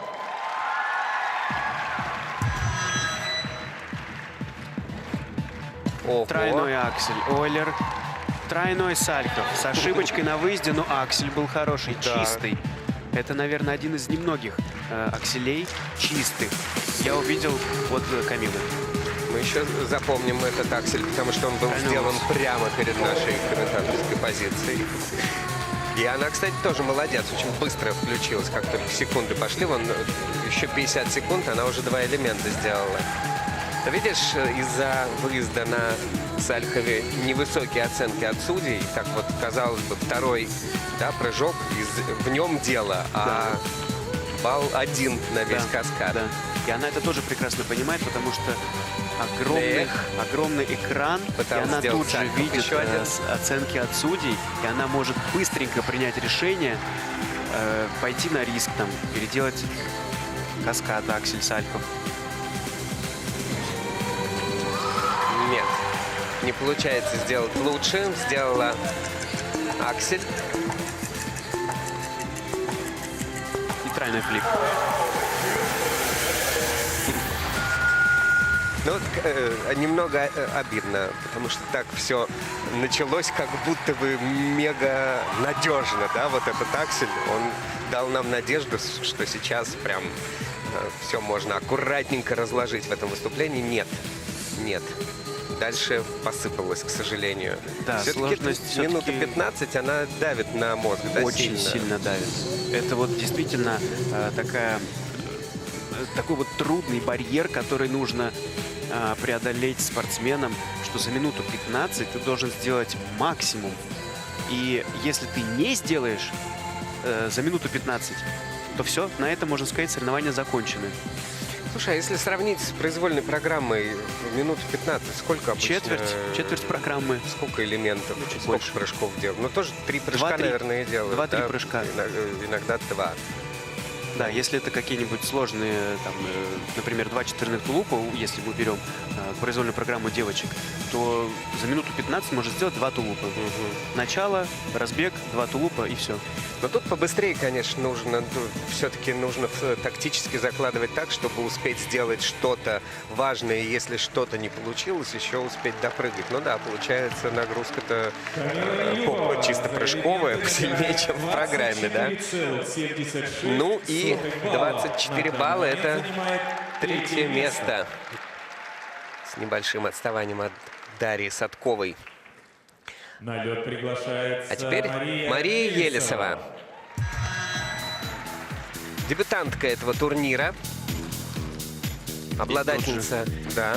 И тут же попытка выполнить тройной аксель. Она сегодня с утра на тренировке тоже с ним боролась долго, настраивала. Потому что по ходу сезона она еще в интервью говорила, что самое сложное для нее – это настроить голову. И вот тут же сбросила первое такое напряжение, пошла и сделала аксель Олер Сальхов. Как будто даже первый не имел значения. То есть, значит, так, сейчас я быстренько сделаю бабочку, потом соберусь с головой. Ну нет, конечно же, но...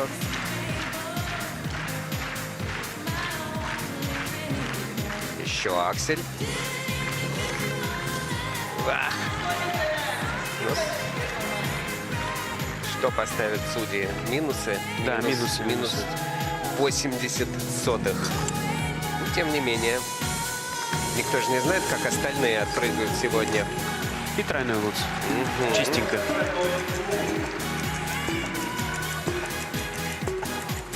Что-то еще хочет прыгнуть. Нет, уже все точно. Ну, все. Не успела. Хотела еще один аксель сделать, судя по заходу. Да, вероятно.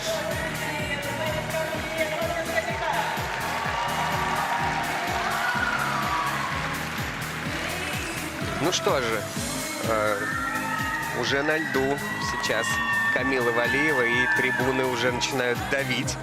А мы смотрим повторы выступления Марии Елесовой, ученицы Екатерины Моисеевой.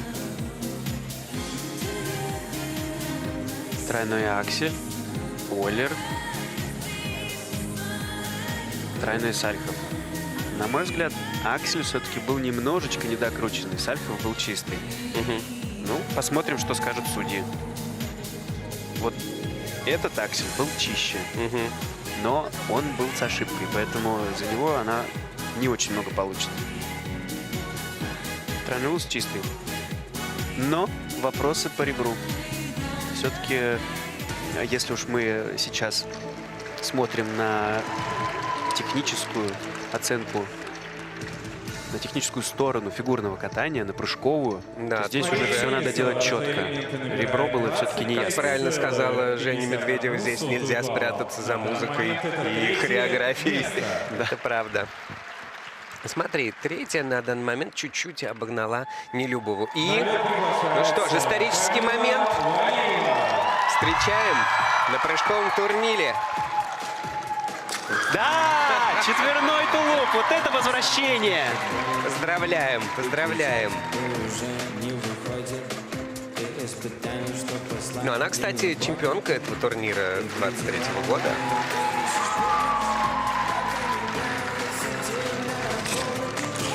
Тройной луц, Олер, тройной Сальхов.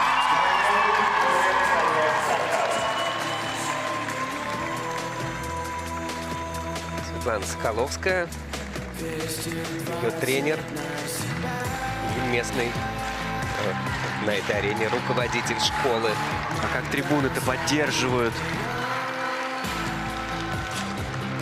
Тройной луц. Очень все солидно и основательно. Еще осталось 20 секунд, можно еще поработать. Что-то, мне кажется, как раз ей Светлана Владимировна посоветовала быстренько еще сделать.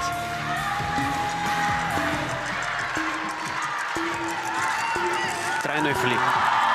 Красивый выезд. Очень красивый. Стоило того, да. Может быть, даже если баллы у этого прыжка не будут выше, чем у других, но это было красиво. Камила Валиева. Поздравляем с возвращением. все-таки формат замечательный, когда спортсмен в момент выступления может подъехать к тренеру, услышать какие-то наставления. Это здорово. Нигде такого больше нет. Давайте посмотрим в замедленном повторе этот четверной.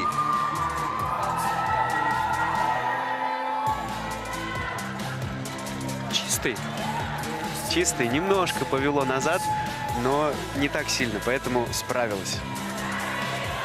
Луц, Коллер. Сальто. Ну вот к Луцу могут придраться немножко судьи. Да? Могут, потому что она все-таки дала повод усомниться в чистоте выезда. Что мне все-таки... Какие эмоции все-таки. Что мне нравится, это вот элегантность и основательность исполнения этих прыжков. Дождались. Это правда, дождались. Как она выехала их все, эти прыжки. Это прям... Ну, и она ощущала, что все-таки она не просто так сейчас на этом турнире выступает, что все взгляды прикованы к ней, все внимание к ней. И прямо сейчас мы поговорим с Камилой Валиевой. Камила, мы поздравляем тебя с возвращением. С возвращением не то что всем залом, а всей страной. И мы уверены, что тебе точно есть что сказать нашим прекрасным зрителям. Я хочу сказать огромное спасибо всем болельщикам, всем зрителям, всем, кто болел за меня, верил в меня. И ура! Наконец-то я тут. Спасибо вам большое за поддержку. Ну а мы благодарим тебя тоже за то, что ты все-таки нашла в себе силы вернуться. Мы этого тоже очень-очень ждали. Я ждал, когда же я снова начну задавать вопросы одной из самых прекрасных фигуристок нашей планеты. Как ощущения? Скажи быстренько нам, как тебе вернуться? Что ты сейчас чувствуешь? Ощущения потрясающие. Мне кажется, это лучшее, что произошло в моей жизни за все это время. Поэтому я очень люблю этот вид спорта и очень счастлива здесь находиться. Мы очень ждем тебя еще на соревнованиях дуэтов. И завтра, конечно же. Поэтому давайте зал, поаплодируем еще раз нашей Камиле, и мы тебя отпускаем отдыхать и восстанавливаться. Ну и, конечно, мы передаем слово нашим ведущим Анне Щербаковой и Алексею Гудину.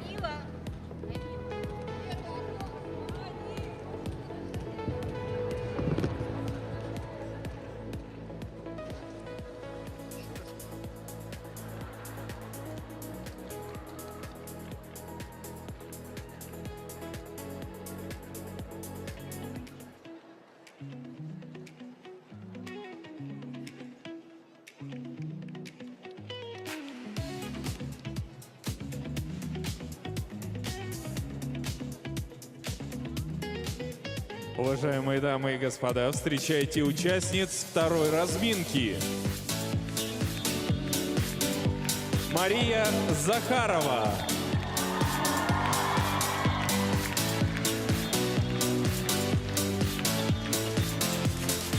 Александра Игнатова.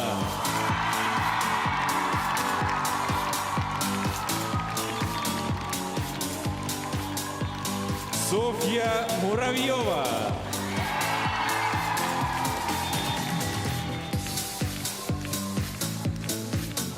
Анна Фролова.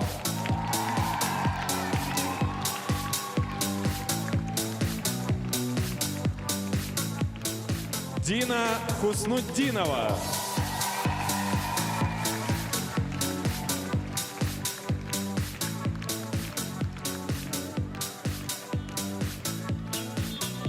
Разрешена трехминутная разминка. И следующие 5 участниц на льду: Мария Захарова, Александра Игнатова, Софья Муравьева, Анна Фролова и Дина Хуснутдинова. Саша Игнатова теперь супруга, мать, и ее возвращение на этом турнире — это тоже, конечно же, важнейший инфоповод, который тоже будоражит умы и сердца всех болельщиков. Мы очень ждали и тоже ее очень сильно поздравляем и с пополнением, и с возвращением, вообще со всем. Надо сказать, что, может быть, Александре, ну, как будем ее называть, Трусовой или Игнатовой? Как? Давай договоримся. Давай, Игнатовой. Что Александре Игнатовой, может быть, даже и сложнее возвращаться, чем Камиле Валиевой. Так, физиологически, да, все-таки. Определенно такое. точно. Кстати, давайте поздравим Михаила Калиду с пополнением его семейства. Спасибо. Да, теперь рядом со мной. Теперь на комментаторской позиции не один отец, а 2 отца сидят. Так что...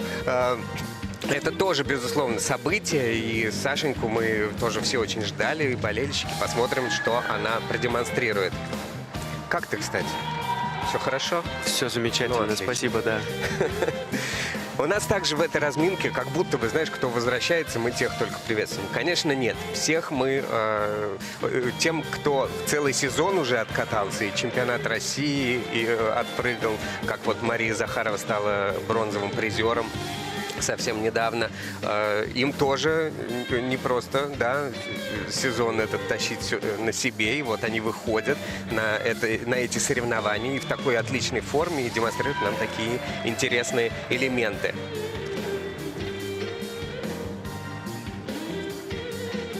Анна Фролова на ваших экранах. Она в интервью сказала, что будет делать ставку на чистое исполнение. И это действительно единственный выход, который остается, потому что очень многие девчонки прыгают тройные акселя, четверные тулупы, четверные луцы. И бороться можно только идеальным исполнением, например, каскада тройной луц, тройной ридбергер. Ну вот интересно, в призы без элементов ультра-си точно можно попасть, потому что та же Анна Фролова, она же призер прошлогодней чемпионата по прыжкам. Но вот можно ли стать победителем без ультра-си, это уже вот вопрос. Ну, победителем вряд ли. Софья Муравьева, серебряный призер прошлого года, ученица Алексея Николаевича, Татьяны Николаевны Мишиных. Второе место тоже без ультра-си. С тройным акселем.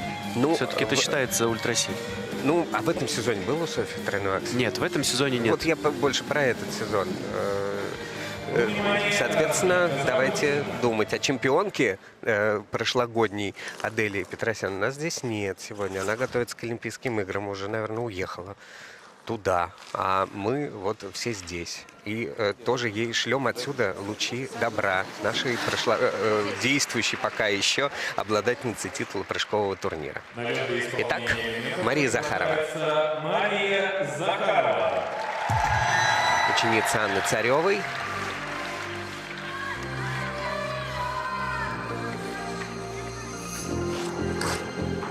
Четверной тулуп Олер, тройной Сальхов. У меня есть ощущение, что вот она прыгнула в тулуп, а потом все-таки решила прыгать дальше каскад. Тебе не показалась комбинация? Нет? Ну, как будто, да, было время на подумать. Прямо мгновение какое-то. Сделала все-таки ставку на комбинацию. Ну, хороший каскад, хороший дорогой. получился, да. А как вот судьи расценят выезд вот этот вот с поднятой ногой? В плюсике. Все в плюсике? Все в плюсике. И еще один четверной тулуп. Иногда Мария, конечно, так падает. Ой-ой-ой. Когда что-то не получается. За бок схватилась. Больно на косточку упала. Да, все-таки сделала еще один. Так, и нужно успеть. 10 секунд. Что-то еще допрыгать. Всю программу успела отпрыгать. Ну что, тройной луц тоже стоит баллов. Приветствует ее Елена Водорезова и Анна Царева.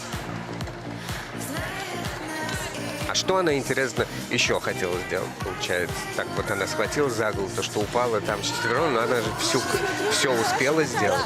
Успела. Вот сейчас идет бурное обсуждение. Мария всегда такая серьезная, конечно. Четверной тулуп. Чистый, высокий. И тройной сальхов. Эффектно. Сложный выезд. Ну, такой, другого такого мы не видели сегодня. Что не так было? Чуть-чуть на ноге не стояла, поэтому и упала. У нее корпус был достаточно сильно наклонен вперед, и на выезде плюхнулась.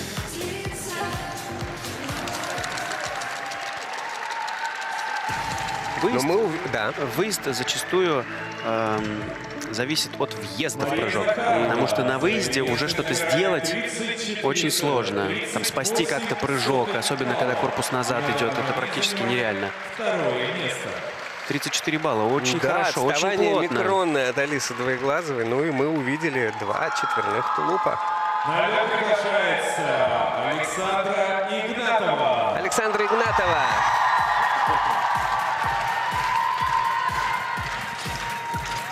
Тройной луц, Оллер, тройной сальхов.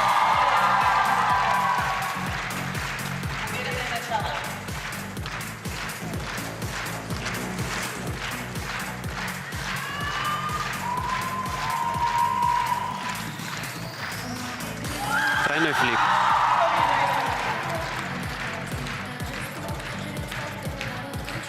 Сольный прыжок есть, каскад есть. Сейчас можно рисковать.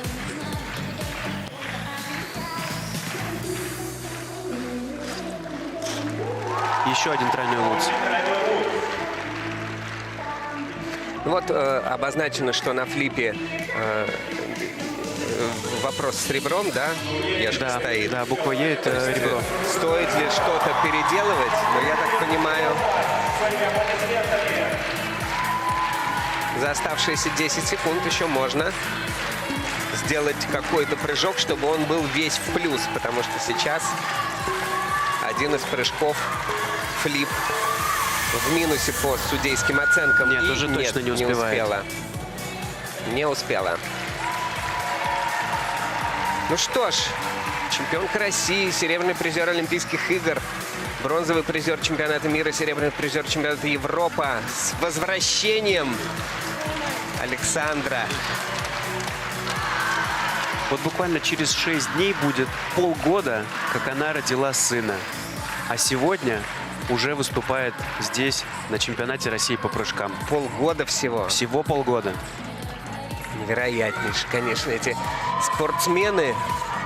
Это отдельная каста да, людей. отдельная, абсолютно. Молодчина. Вот если что-то надо, вот есть идея фикс. Все, разобьюсь в лепешку, но сделаю.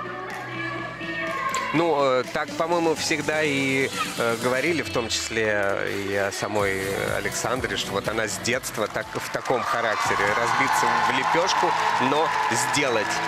Так все родственники, мне кажется, ее характеризовали всегда. Теперь она в школе Тутберидзе, Сергей Тудаков ее выводит на эти соревнования и потихонечку набирает свою форму, выходит в ритм. И благодаря этим потрясающим соревнованиям и Первому каналу мы увидели и Камилу, и Александру впервые после долгого перерыва. А на льду Софья Муравьева, и она уже прыгнула. Тройной луц, Оллер, тройной сальхов. О, как красиво выезжает.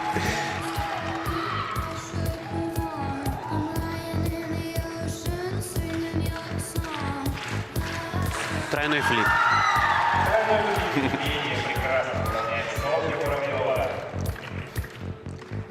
Ну, Софья просто верх элегантности, конечно. И еще один тройной луц. Прекрасно, еще целых 45 секунд.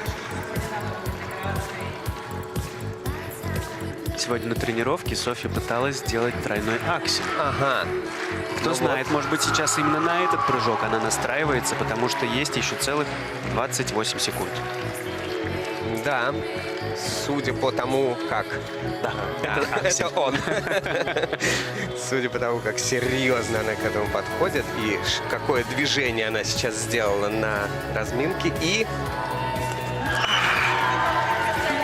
Но, кстати, его, наверное, засчитают, тем не менее, да, но просто с минусом и с падением. И она еще раз пытается его сделать. Второй был чуть-чуть получше. Боец. Тем не менее, это работа на будущий сезон, а может быть и на финал. Поэтому все может быть. Такая тактика Алексея Николаевича Мишина, что на публике попробовать конечно, прыжок, вспомнить его. Еще это тоже очень важно. В состоянии такого мандража, гонки вот этой вот со временем. Это прям то, что надо. Прекрасное соревнование, у которых может быть еще и какое-то вот, прикладное значение, очень важное для спортсменов. Софья не хочет уходить с катка, она прыгает и прыгает, и она снова заходит на тройной аксель и снова падает. Просто пока у вас идут, дорогие зрители, замедленные повторы, мы здесь на стадионе видим, как Софья продолжает попытки тройного акселя, но уже нужно заканчивать, потому что следующий спортсменка уже на льду. Анна Фролова такая: что происходит? Почему я уже здесь? Я должна быть одна. Да, Софья все не уходит и все пытается и пытается. Возможно, кстати говоря, это тоже тактика. Сбить своих конкуренток, спортсменок. Да, Фролову сбить сейчас вот. Только этим и озабочена Софья Муравьева, чтобы сбить Фролову. Но мы же не знаем всех замыслов Алексея Николаевича. О, это прям, да, может быть. Анна Фролова. На лед приглашает Анна Фролова, она уже прыгнула свой первый каскад. Но этот прыжок не пойдет в зачет. Не зачет. Ей как раз сейчас кричат, что это не зачет. Раньше времени стартануло, получается, да? Должен быть вот этот вот сигнал, и после него только идет отчет, вне зависимости от того, объявили тебя или не объявили. Тройной луц. Тройной тулуп. Красиво.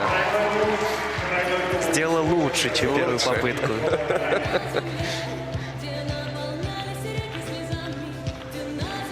Евгений Рукавицын.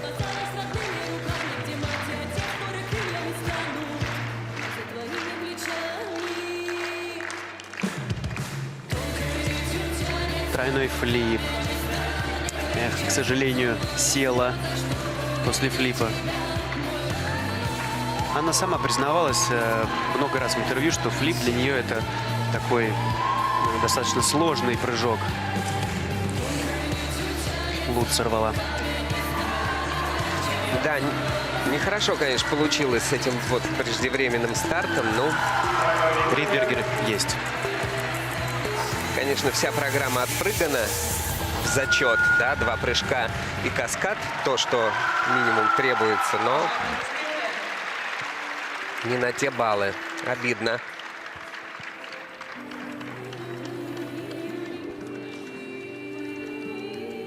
Кто знает, может быть, все-таки это Софья Муравьева сбила ее. Ну, такая ситуация странная немножко получилась, да? Да. Не объявляли. 200 раз говорят, что только после объявления. Ну, я думала, оценки сразу объявляют. Ну вот, видишь, как раз об этом говорят. Не объявляют, не надо было прыгать. Сбил этот каскад, безусловно, ситуацию. Хоть и следующий каскад получился лучше, но это все-таки энергозатраты и время, и все на свете. Обидно. Да, потому что сам прыжок, он очень короткий, но нужно время, чтобы еще сделать разбег, нужно время, чтобы там подышать как-то, успокоиться, и это все очень бывает не кстати, что нужно прыгать, потому что таймер идет, его уже не остановить, но ты еще пока не готов. Да. Зачитывается не чистое время, а общее, поэтому все твое пребывание на льду улетучивается в никуда в данной конкретной ситуации. Ну, сейчас оценки, конечно же, будут не очень высокими. К сожалению, к сожалению. Так в шестерку не попасть. Даже несмотря на то, что участников только 10, все равно конкуренция имеется. Валентин Молотов также на ваших экранах. Еще один тренер группы Рукавицына. За элементы набирает 19,81 балла. На данный момент занимает... Главное, с улыбкой. С юмором. 19, не 18. Ну да, Анечка. Обидно. На лед приглашается Дина Хуснутдинова. А впереди выступление Дины Хуснутдиновой и... Тройной аксель. Тройной аксель. Одинарный аксель. Одинарная. Хотела 2 тройных или потом второй двойной? 2 тройных. Тройной аксель. Тройной Сольный. аксель. Но она может же и каскад еще повторить.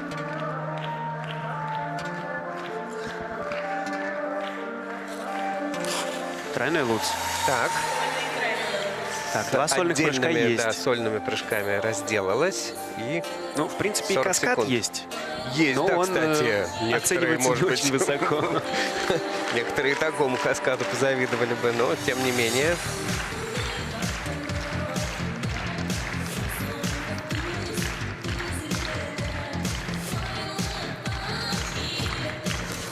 Тройной аксель. И еще один тройной аксель. 2 тройных акселя. Блеск. Шикарно. Да, на простых соревнованиях у девушек такого каскада ты не увидишь.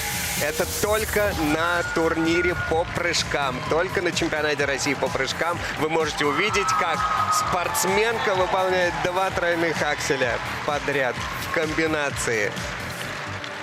Невероятное зрелище. Супер. Много акселей, да, напрыгала? Ну, это ее коронный прыжок.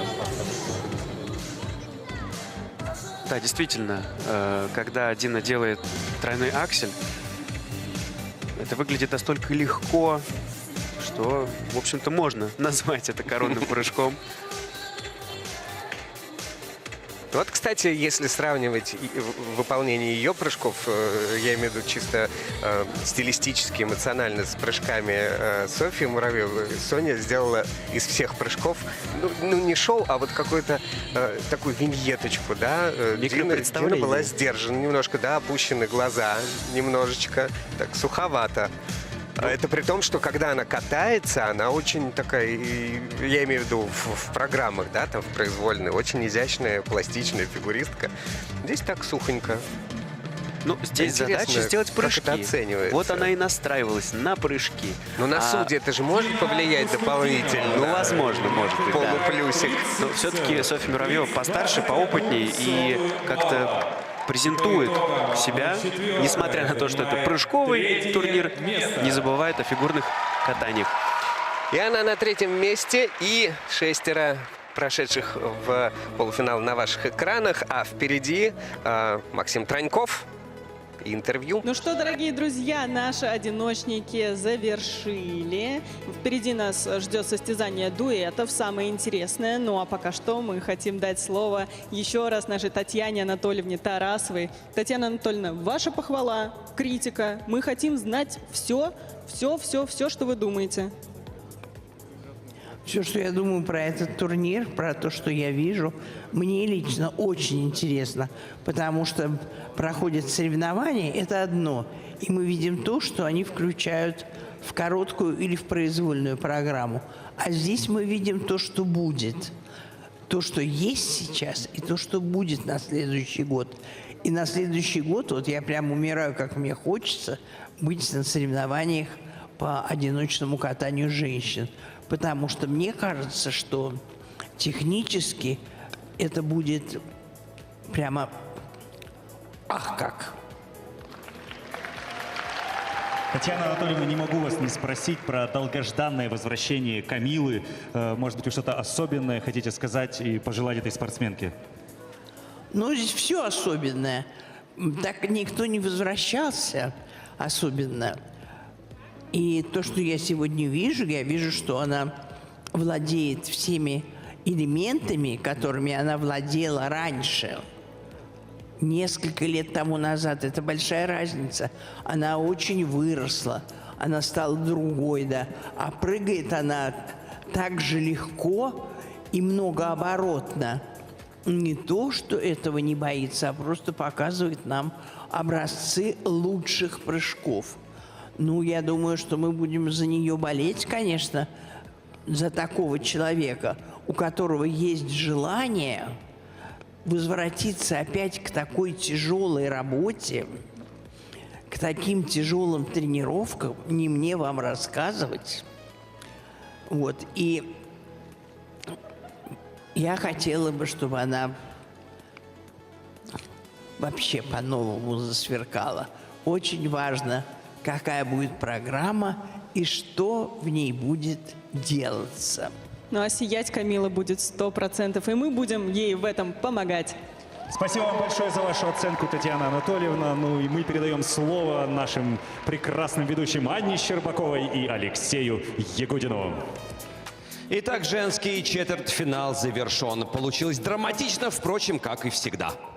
К сожалению, по регламенту турнира часть спортсменок выбывает из борьбы.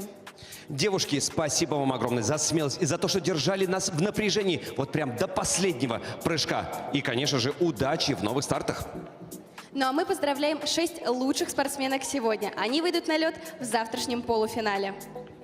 Вот те, кто проходят дальше. Наши поздравления Алисе Двоеглазовой, Марии Захаровой, Дине Хуснуддиновой, Камиле Валиевой, Дарье Садковой и Софье Муравьевой.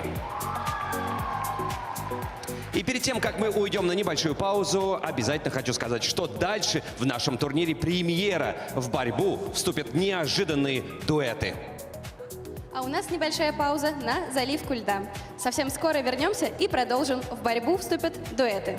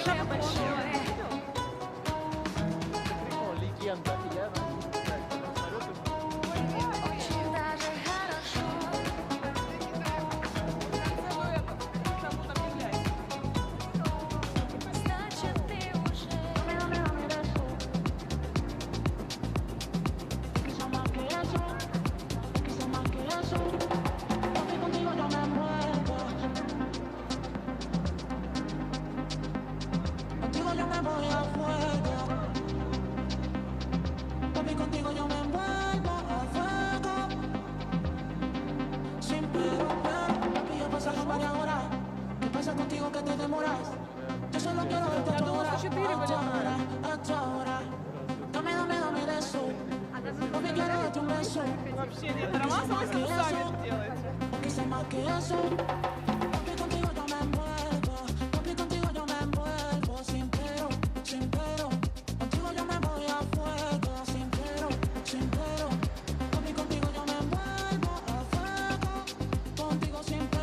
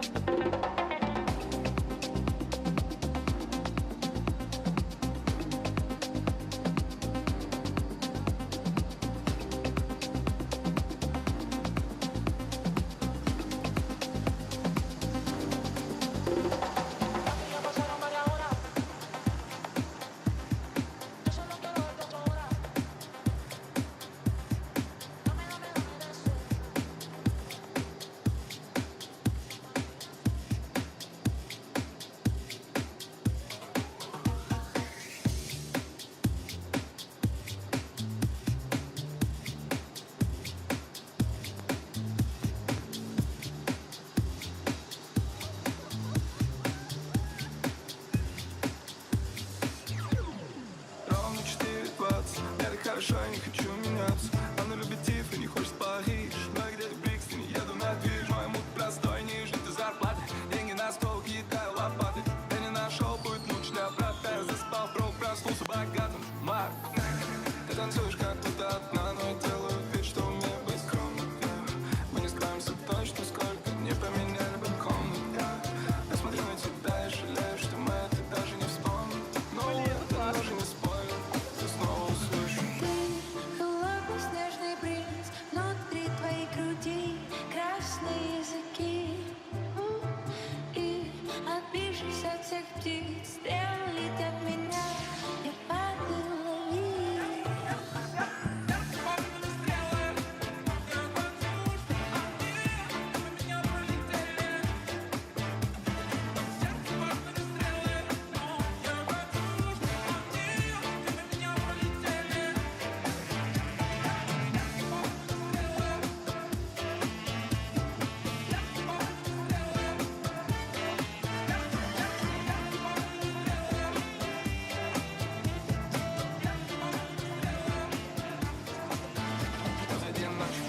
Опасность, мы с тобой молча летим на красный. Ты так хотела увидеть звезды, но я покажу только, как они гаснут. За окном и стенд, из переходов и стен. Он не играет ни с кем, кидает ни сверх. Я не покажу тебе свет, что почему же ты еще здесь?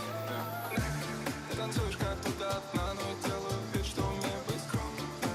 Мы не скроемся точно, сколько не поменяли бы комнаты. Я смотрю на тебя и жалею, что мы это даже не вспомним. Но это даже не спойлер, ты снова услышишь. Холодный снежный бриз, внутри твоей груди красные языки. И отбившись от всех птиц, стрелы летят меня, я падаю, лови.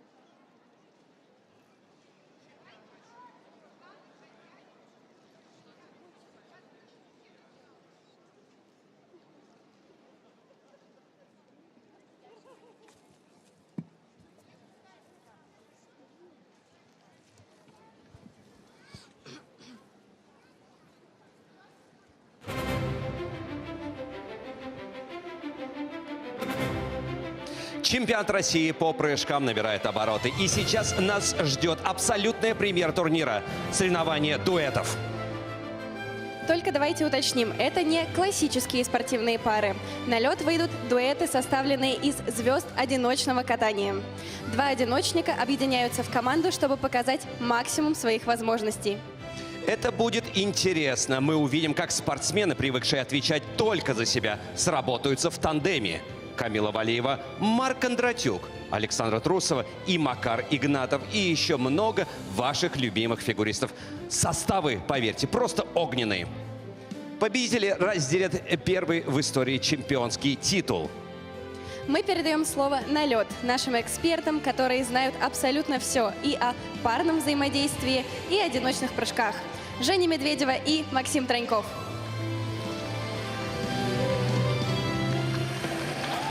Привет, коллеги, и привет, Москва! Всем привет! Жень, как ты думаешь, каково это выступать за команду из 2 человек? Но обычно на льду ты эгоист. Ну, в хорошем смысле этого слова. А здесь любая твоя ошибка приведет к тому, что ты подведешь партнера, и твоя мини-команда просто-напросто потеряет баллы. Это же, двойная ответственность. Хотя, кому я рассказываю, ты же сам был в паре. Был и есть. Но смотреть за другими я люблю больше. Там я меньше переживаю. Пройдем быстро по правилам и встретим на льду эти необычные дуэты. Леша, Анна, вам слово. Итак, турнир дуэтов. Это, пожалуй, самый необычный и самый рискованный формат чемпионата России по прыжкам. Это эксперимент и, пожалуй, один из самых сложных форматов в фигурном катании. Потому что здесь вместе выходят на лед два одиночника, которые привыкли отвечать только сами за себя. В одиночном катании спортсмен полностью контролирует ритм, скорость и, конечно же, технику исполнения того или иного прыжка. А в дуэте нужно перестроиться, почувствовать партнера, подстроиться под его темп и прыгать не просто чисто, а близко, параллельно и синхронно. А вот это уже гораздо сложнее, чем кажется порой со стороны. Даже два сильных одиночника не всегда сразу становятся сильным дуэтом. Слишком многое должно совпасть в 1 секунду. Тем более, что в этом формате на каждый элемент дается всего лишь 1 попытка. И все, что происходит на льду, сразу же идет в зачет. Без права на исправление, без второго шанса. Первый раунд турнира дуэтов – это проверка индивидуального уровня каждого спортсмена как раз в дуэте. Здесь каждый выходит на лед 1 на 1 со своим прыжком, но результат работает уже не на «я», а на «мы». Итак, каждый спортсмен исполняет 2 сольных прыжка. И есть важное условие. Все 4 прыжка в дуэте должны быть разными. 2 тройных и 2 четверных. Кроме того, каждый спортсмен исполняет каскад или комбинацию из 2 прыжков. На выполнение задания каждому дуэту дается 2 минуты и 30 секунд. Уже на этом этапе дуэт вынужден думать стратегически, кто берет на себя максимальный риск, а кто должен обеспечить стабильность. Да, а вот достижения и ошибки первого раунда никуда не исчезают. Они остаются с каждым дуэтом до самого финала.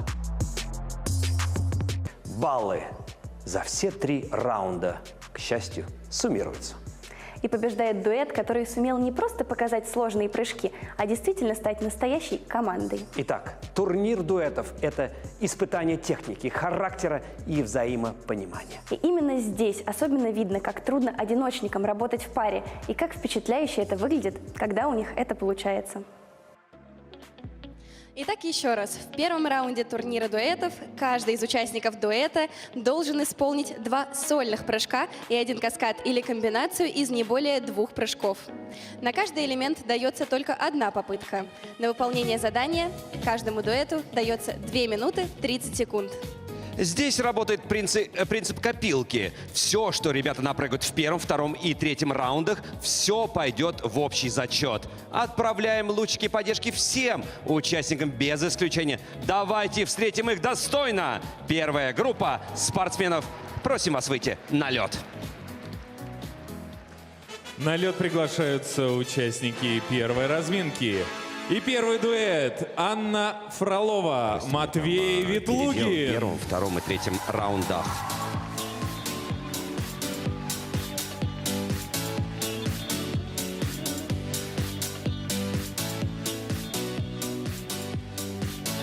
Мария Захарова, Владислав Дикиджи.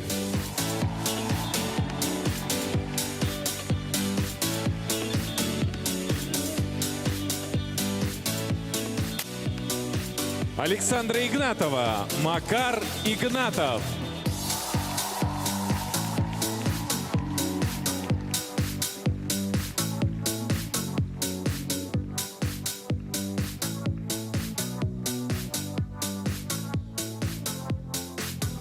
Разрешена трехминутная разминка. Продолжается соревнование на чемпионате России по прыжкам 2026 года. И сейчас необычный формат дуэтов. Прокомментируют для вас соревнования дуэтов Василий Соловьев и призер Олимпийских игр Михаил Коляда. Приветствую. Всем привет. У нас тоже дуэт, но, слава богу, нам не нужно прыгать. Хотя иногда, когда мы очень сильно переживаем за спортсмена, мы, конечно, чуть-чуть подпрыгиваем на своих комментаторских позициях. А иногда и не чуть-чуть. Это правда. Евгений Рукавицын на ваших экранах вместе с Валентином Молотовым. Это группа рабочая для Матвея Ветлугина и Анны Фроловой. Дуэты составлены из одиночников, но у каждого этого дуэта есть какая-то своя суть. Вот, например, понятно, что Ветлугин и Фролова — это группа Рукавицына, и поэтому они выступают вместе. Кондратюк и Валеева — это группа Соколовской. Но есть и другие какие-то форматы. Например, Макар Игнатов, Александра Игнатова. Какой формат? Семейный. Несмотря на то, что тренируются на данный момент эти спортсмены в разных школах. Весьма вероятно, что, может быть, потом там объединяться или еще как-то. На данный момент Александра вернулась тренироваться в школу Тутберидзе. Макар на данный момент тренируется у Плющенко в «Ангелах Плющенко». Но здесь они и не только на льду, но и дома они дуэт. Андрей Мазалев, Алиса Двоеглазова тренируются у Тутберидзе, тоже из одной школы спортсмены. Евгений Семененко, Софья Муравьева, тренеры Мишины, Татьяна Николаевна, Алексей Николаевич. Ну и самая неочевидная пара — Владислав Дикиджи и Мария Захарова, которые тренируются у Олега Татаурова, тренируется Влад, и у своей мамы Анны Царевой тренируется Маша. Как ты думаешь, почему они объединились в этот дуэт? Какие-то, может быть...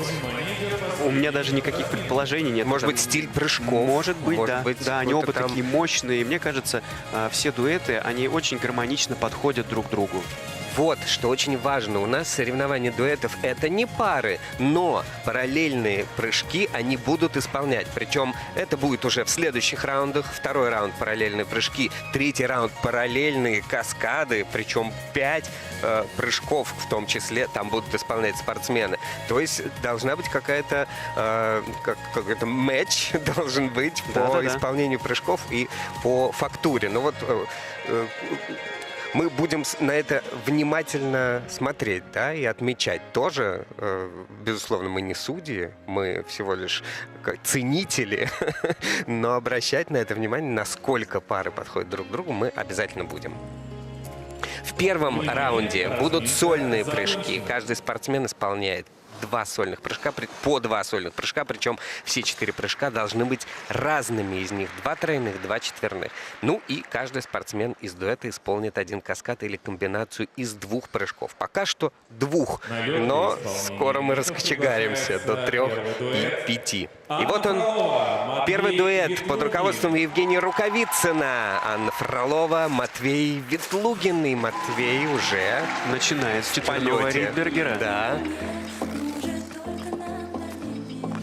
Интересно будет, конечно, посмотреть в следующих раундах, что они будут делать параллельно. Очень интересно. Да, потому что у Матвея такие достаточно закрученные выезды, иногда проскакивают. У Анны Фроловой такие попрямее. Действительно, будет очень интересно должен посмотреть. Подстроиться. Четверной флип. Двойной аксель.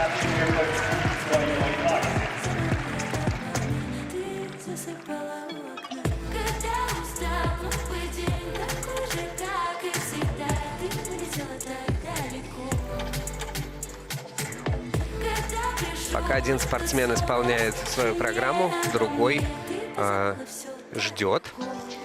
На все про все дается 2 минуты 30 секунд. И Матвей чуть-чуть отдохнул и заходит на Четверной флип. Красавец.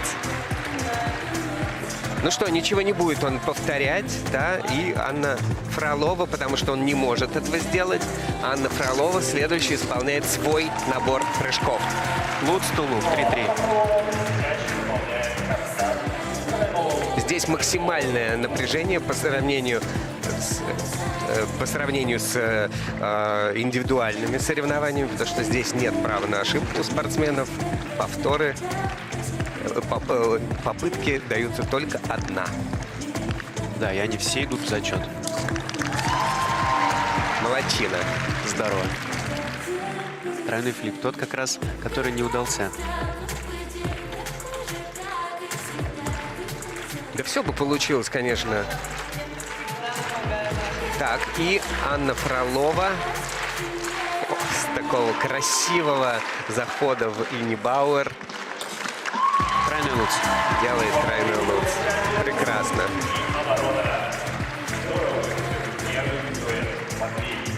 Первый дуэт отпрыгал. Ну что ж, можно сказать, в общем, понятно, как работать. Всем и спортсменам в том числе. Да, другим дуэтам понятно, как работать, потому что начинать всегда волнительно.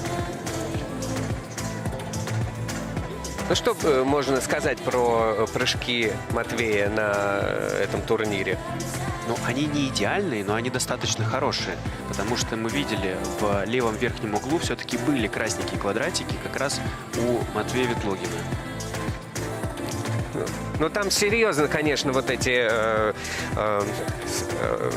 красненькие квадратики горели серьезными баллами, да, там -1,5, -2, такие потери. То есть здесь не только сам факт выполнения прыжка важен, но и то, насколько он качественный, насколько у него сложный заход, сложный выход, как он обрамлен, как он чисто сделан. Очень много нюансов. И тут, конечно, их вот в лупу рассматривать самое-самое для нас с тобой время.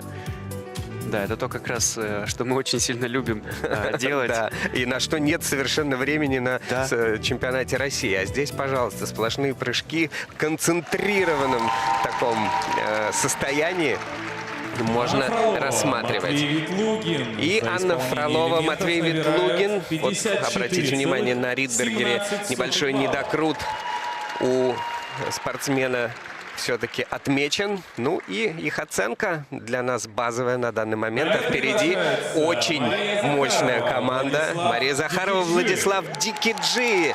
Москва, Санкт-Петербург. И Влад уже в полете. Ой-ой-ой-ой-ой. Четверной луц. Четверной луц закончился падением, и это очень серьезно, потому что все оценки идут в зачет, и во всех раундах они будут приниматься во внимание. Все идет по накопительной системе, и каждая ошибка, конечно же, потом может сказаться. Ну вот, Влад сделал всего лишь один прыжок, а уже минус 30 секунд. Хотя вроде бы стартовал он очень быстро.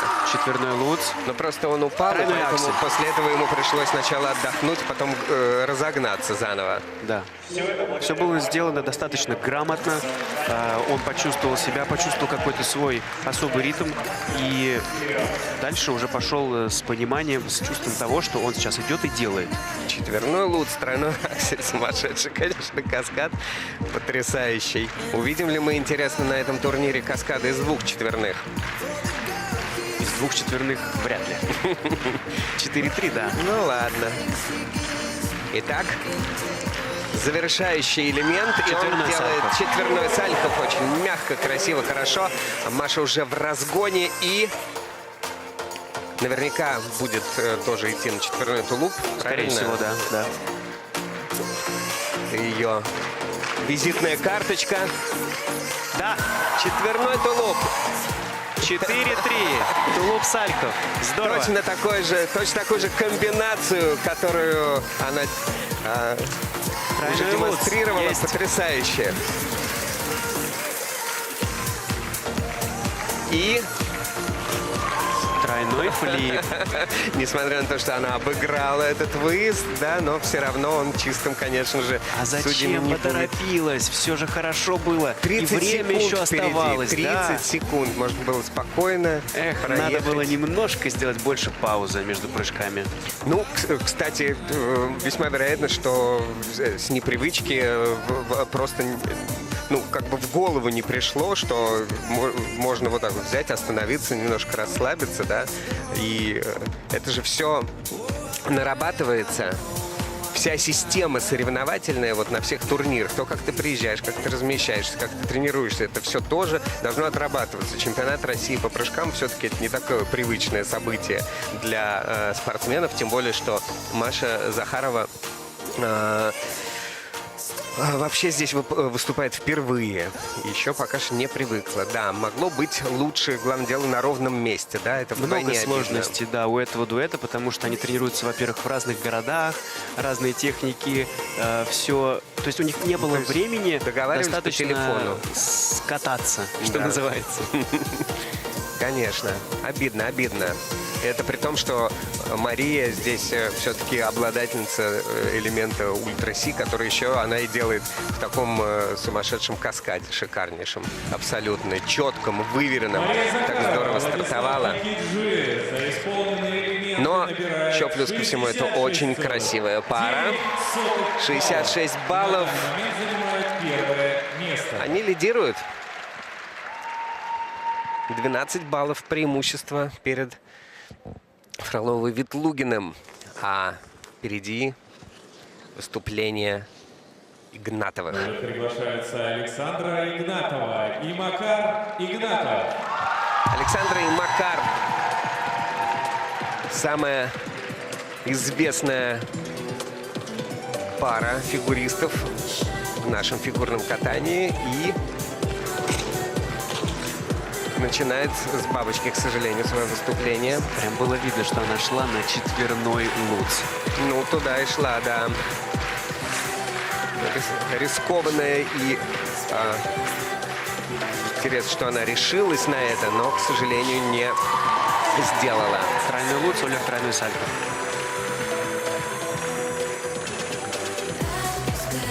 Но нужно делать тогда набор из тройных-то максимально красивым, максимально элегантным. Вот как сейчас Александра сделала этот луц с таким великолепным выездом, изящным. И на разгоне Макар еще 1,5 минуты. Это даже больше, чем в соревнованиях личных. Четверной Ридбергер, Красно. Оллер, тройной сальто. Надежно. Надежно. Да. Мужчина на арене. Времени предостаточно для того, чтобы не поторопиться. Макар опытный участник этого турнира.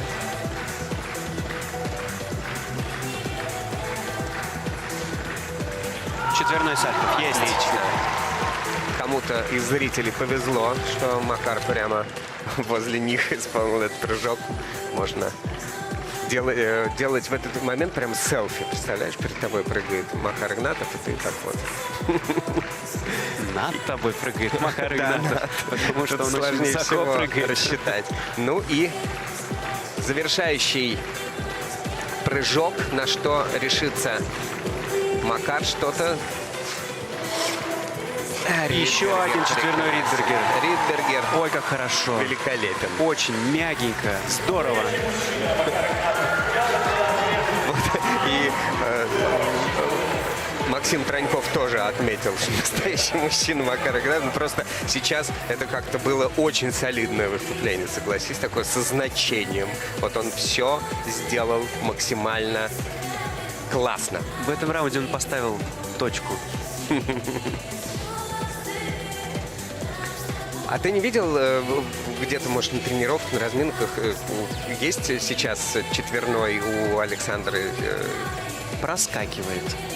Да, все-таки после такого долгого перерыва нужно больше времени, чтобы набрать форму оптимальную, чтобы сделать четверной луц, потому что это один из самых сложных четверных.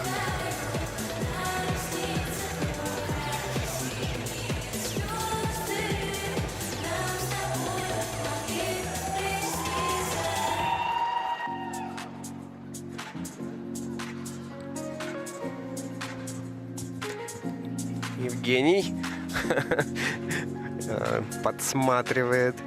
Вообще, тут недавно вспоминал, как Евгений Плющенко сам мог бы стать первым исполнителем четверного луца в истории, но не получилось у него. По-моему, финал Гран-при был. По-моему, даже в Санкт-Петербурге это было. Да, в Питере. Да, я помню. Четверной луц. И после него это сделал Брэндон Мроз через очень короткое время. Но сейчас вот Евгений, тренер Макара. Александр тренируется у Тутберидзе, поэтому два тренерских штаба так вот с разных сторон расположились. Надо отметить сейчас внимательно, да, набор прыжков, которые делали ребята, потому что это тоже очень важно. Есть регламент этого турнира, то какой прыжок должен исполнить. И вот должно быть 2 тройных, 2 четверных. У Саши, к сожалению, был двойной. Саша, Макар, поздравляем вас с хорошими баллами. И, Саш, я, конечно же, не могу не задать вопрос, насколько волнительно тебе было сегодня выходить. Я видела, что и Миша наверняка смотрит на вас с трибун и гордится своими мамой и папой. Вот расскажи, твои вот первые эмоции, когда ты снова вышла на большую арену. Ну, конечно, было очень волнительно. Сейчас, наверное, чуть-чуть полегче во второй раз. Вот. Но я рада, что все получилось сделать. И для меня это большой шаг.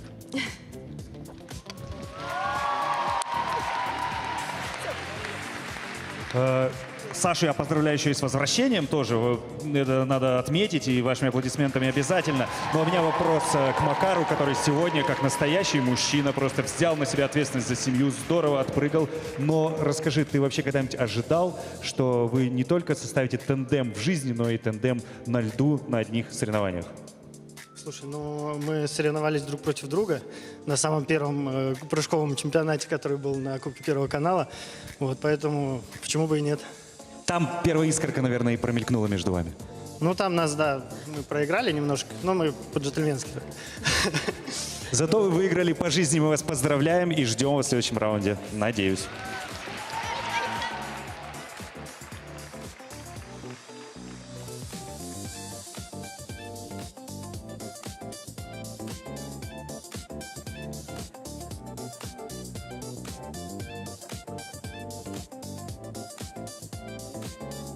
Уважаемые дамы и господа, встречайте участников второй разминки. На разминке Камила Валиева, Марк Кондратюк.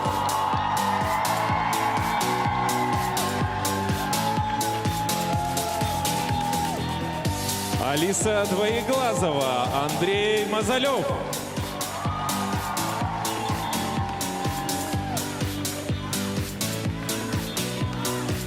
Софья Муравьева, Евгений Семененко.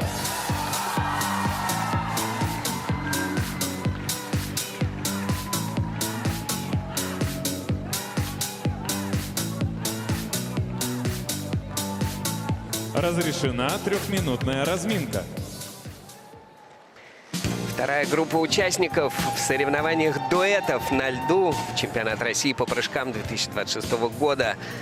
Камила Валиева и Марк Кондратюк будут открывать эти соревнования во второй группе. Вы, наверное, уже обратили внимание, что вся группа Соколовская в одной цветовой гамме выступает. Свой стиль есть у этой школы, безусловно. Ну, вообще, у школы Соколовской есть свой стиль, о котором все время говорят, и который, вот, я даже не знаю, правильно это или нет, но говорят, вот Светлана Владимировна, она наш лучший друг, она нас всегда поддержит, у нас всегда шутки, веселье на тренировках и так далее. Ну, множество интервью об этом говорится, а в то же время много рассказывается о разных других школах, где там муштра, серьезные отношения, дисциплина, еще что-то. Вот ты как считаешь? Как лучше? Как лучше. А здесь индивидуальный подход лучше. Потому что кому-то надо больше пряника, кому-то надо больше кнута. А тебе вот чего было нужно больше? Мне нужно было больше пряника. Но это правда. Иногда спортсмены прямо говорят, мне нужно, чтобы меня хвалили. Да? А другому пока что-то не скажешь, он или не выйдет, и не сделает. Хотя, мне кажется, что вот на тех соревнованиях, которые мы видели у Марка Кондратюка тоже в этом сезоне, что там, мне кажется, и громы и молнии тоже летали, хотя он опытный спортсмен. Но Светлана Владимировна как присядет на эмоции какие-то. Да что делаешь? Лучше, мне кажется, традициях Татьяны Анатольевны это делается в том числе. Очень эмоционально, очень красиво. Вот питерская школа на ваших экранах. Мишина, и, к сожалению, Лизы Туктамышевой, которая тоже обозначена в тренерском штабе, мы не видим здесь. Ну, увидим.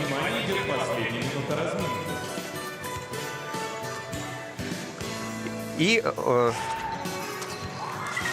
четверные выскакивают один за другим. В частности, сейчас в исполнении Жени Семененко. Объединились болельщики, видел, вместе с двумя плакатами. Марк Кондратюк, Камил Валиев уже все вместе сидят. Так соединились две группы фанатские. Кстати, очень интересно, конечно, вот этот микс, это всегда очень интересно. Это успешно миксуют наши иностранные коллеги там в кино, в каких-то франшизах и так далее. Ты соединяешь, и два фанатских сообщества вливаются в одно, и это дополнительный импульс для популяризации, в том числе и спорта, и отдельного спортсмена, школы там и так далее. Это прям то, что надо. Поэтому мы с огромным трепетом ждали вот начала соревнований у дуэтов, как это будет, а уж дождаться параллельного исполнения прыжков — это отдельная вишенка на торте. Итак, Марк Кондратюк и Камил Валиева. Элементы исполняют Камила Валиева, Марк Кондратюк. Камилочка первая в этом дуэте. Четверной тулуп. Да, с ошибочкой, но сделанный. Ну, наверное, для Камилы действительно важнее, знаешь, какие-то вещи сделать, да, чем и зафиксировать, что это возвращение состоялось в определенном ключе. А уж за чистотой-то мы как-нибудь разберемся. Сделала. Эх. Ей, только двойной Луц. На таком-то... Да, одна попытка. Вот то, о чем мы говорили. Настроение. И Марк Кондратюк подхватывает дальше эстафету. Отличный аксель. И второй не хуже, мне кажется. Два тройных акселя. Супер. И времени еще целых 1,5 минуты. Да, Камила очень быстро исполнила свою программу. К сожалению, не очень чисто, но зато дала возможность своему напарнику в комфортном режиме сейчас отпрыгать. Еще один тройной аксель.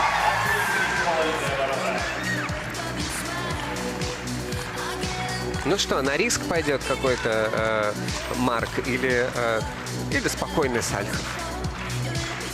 Я думаю, он прямо сейчас принимает это решение. Волевое. Светлана Владимировна ничего ему не показывает, не подсказывает, не говорит какие-то там... А иногда лучше не сбивать. Ну да, наверное, это как им лучше знать. И Сальхов. Да. Да елки зеленые. Ну, Сальхов, а где чистый, шикарный выезд Марка Кондратюка на его любимом элементе? Решил все-таки, то есть, получается, решил пойти на чистое исполнение, а его-то как раз и не случилось. Падение не случилось? Ну, да, безусловно. Ничего страшного. Какие-то минусы небольшие. Опять же, тулуп. И мы видим на заднем плане, как присел Марк Кондратюк. Да. Что, а переживать за других Марк умеет. Луцелер, Сальхов, здесь никаких вопросов. Все чисто, хорошо, докручено. Да, красиво, уверенно, элегантно. И вот здесь слишком сильно на прям левую часть отправила туда. Надо было немножечко себя придержать, она бы сделала этот луц. Тройной аксель. И еще один аксель. У Марка Акселя такие акселя или аксели даже как-то вот они настолько компактные, что ему не нужна большая скорость. Мне кажется, если он будет прыгать с большой скорости, это только навредит ему. Да, но как судьи относятся к такому формату? Судьи, наверное, если это будет на большой скорости и пролетный вперед далеко аксель, опять же, больше поставят. Больше поставят, да. Но, тем не менее, если такой аксель вроде как закрученный, да, по дуге, он будет исполнен невероятно чисто, то это все равно будет оценка выше, чем если пролетный, но, например, немножко там скомканный или снежок или еще что-нибудь. Да, здесь как бы упор сделан в сторону надежности. На лед приглашаются Алиса Двоеглазова, Андрей Мазалев. И Алиса Двоеглазова с Андреем Мазалевым из школы Тутберидзе на льду. Четверной тулуп. Тройной сальхов. Роскошно. Прекрасно. Насколько вот четко, железно, как будто аккуратно, сдержанно. Очень, я бы даже сказал, по-деловому было сейчас это выполнено. В напряжении Сергей Дудаков.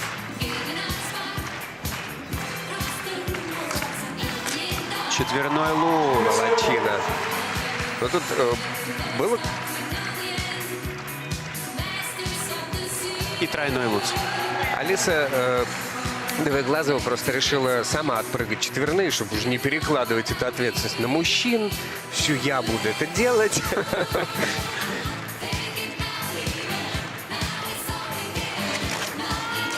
Четверной тулуп, Олер. Тройной сальхов. Музычка узнал? Аппа. Конечно. Хорошо. Знакомая Алисе. Потому что она делает под нее свою яркую программу.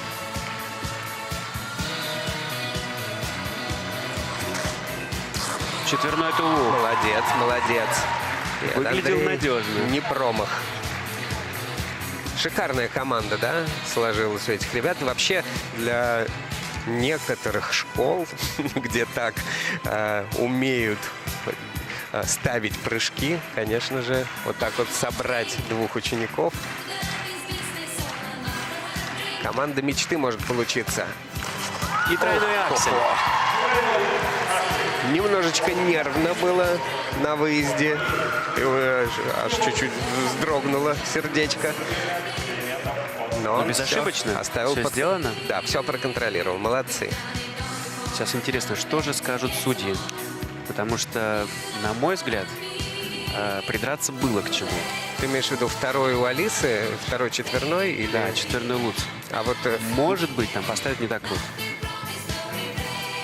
Потому что тулуп Олер Сальхов был чистый. Не видно.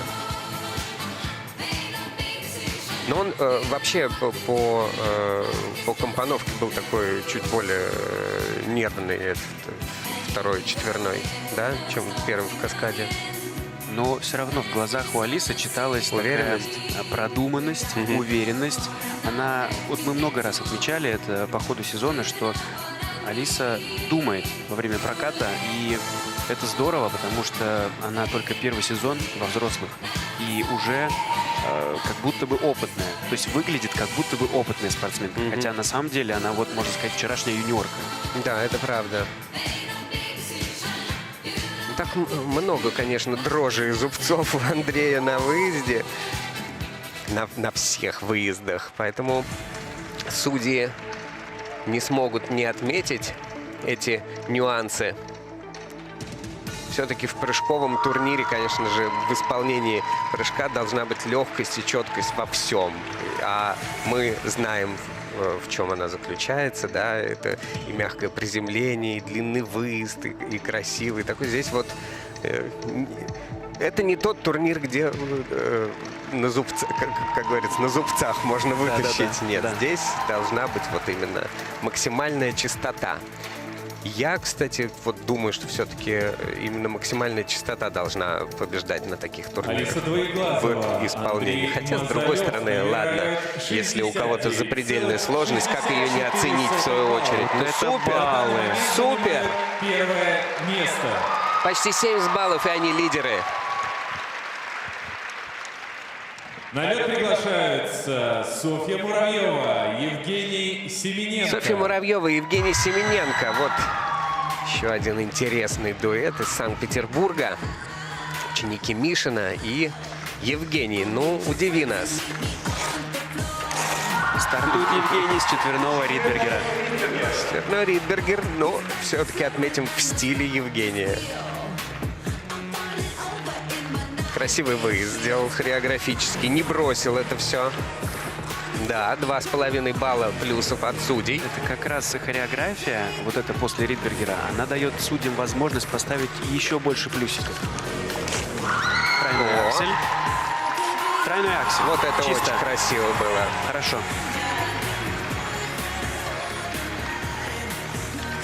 С очень такой тщательной чистотой, мягенько.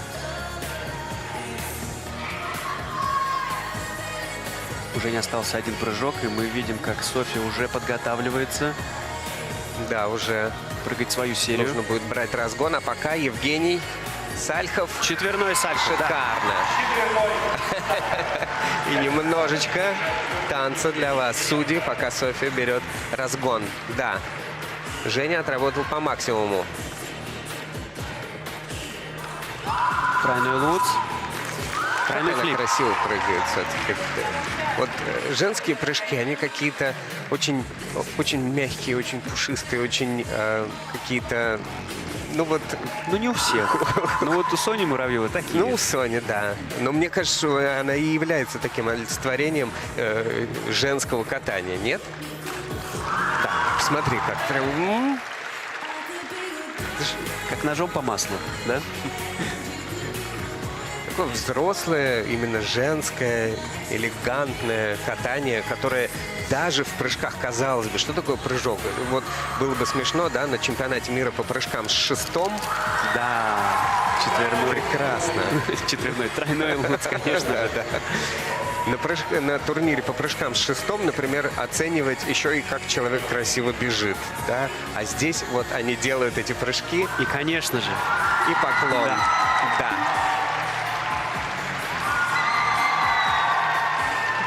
Это было здорово. Красиво, четко. Вот действительно команда. Кстати, они вот очень хорошо гармонируют.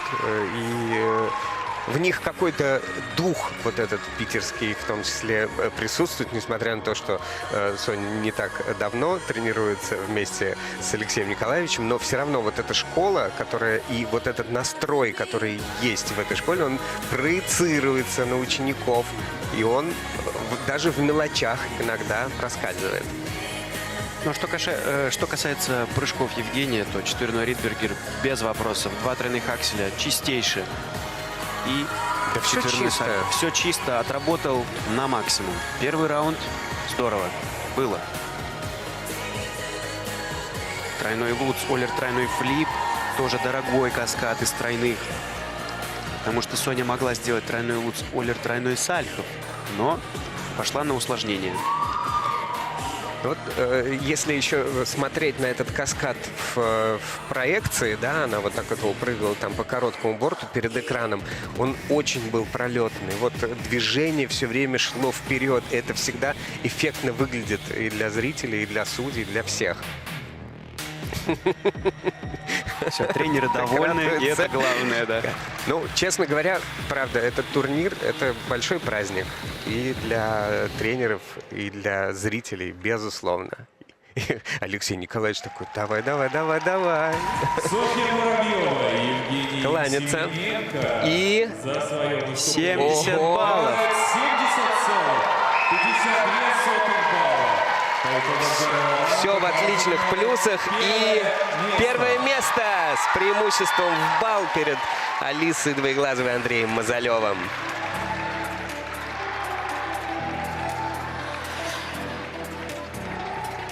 Алексей Николаевич, Татьяна Николаевна, мы хотим задать вам пару вопросов, тренеры наших чемпионов. Поделитесь с нами комментариями, как вы готовили столь синхронную пару. Единственные ребята, которые сделали сегодня все элементы в плюсовой зоне. Как происходила подготовка к такому важному турниру? Очень сложно. Дело в том, что обычно тренеры говорят, как я хорошо приготовил, как я научил. А я сейчас говорю, спасибо, ребята, что вы были точны, мудры и техничны. Татьяна Николаевна, ваши эмоции? Ну, мы рады, что они смогли показать лучшие свои прыжки. Жаль, конечно, что у Жени не получилось все в индивидуальном. Но это спорт, такое соревнование, где можно себя было реабилитировать, и уже совсем другое настроение. И, в общем, все хорошо. Так что... Алексей Николаевич, я знаю, что вы грандиозный стратег, поэтому есть ли какая-то особая стратегия у ваших спортсменов для следующих раундов? Не трусь! В этом и вся стратегия Алексея Николаевича Мишина, как всегда. Коротко, ясно и понятно. Спасибо большое, Алексей Николаевич. Мы продолжаем наши замечательные состязания, соревнования и передаем слово Ане Щербаковой и Алексею Гудину. Да уж, мощная проверка на прочность и психологическую устойчивость. С одной стороны, никто не покидает турнир, и все дуэты идут дальше, но при этом с разным багажом баллов. И этот запас может стать решающим в третьем раунде. Но я бы так далеко не загадывал, потому что сначала нужно отпрыгать второй раунд, а перед ним сверить все по результатам. Пока турнирная таблица выглядит следующим образом. Внимание! Обозначим тройку. Замыкает как раз эту самую тройку Мария Захарова и Владислав Дикий Джи. На втором месте на данный момент идут Алиса Двоеглазова и Андрей Мазалев. И, наконец, лидер таблицы Софья Муравьева и Евгений Семененко. До золотых медалей еще целых 2 раунда. Посмотрим, смогут ли они удержать лидирующие позиции. Итак, второй раунд. Давайте посмотрим, какое задание мы подготовили для наших участников. Во втором раунде формат резко меняется. И вот здесь начинается самое сложное для одиночников. И здесь цена ошибки становится еще выше. Дуэт исполняет параллельно 2 разных сольных прыжка. 2 одиночника – это непривычная ситуация. Ты должен прыгать в своем ритме, но при этом следить не только за собой, но и за партнером. И, конечно, нужно совпасть по времени, по скорости и по траектории. Любое расхождение в параллельности и синхронности сразу видно, если оба прыжка по отдельности выполнены чисто. И на выполнение задания дается всего лишь 1 минута. И за эту минуту дуэту нужно доказать, что они могут быть настоящей командой, а не просто 2 одиночниками. И вот теперь как раз начинается самое сложное для одиночников. Напомним, каждый дуэт исполняет параллельно и синхронно 2 разных сольных прыжка. Приготовились? Мы начинаем.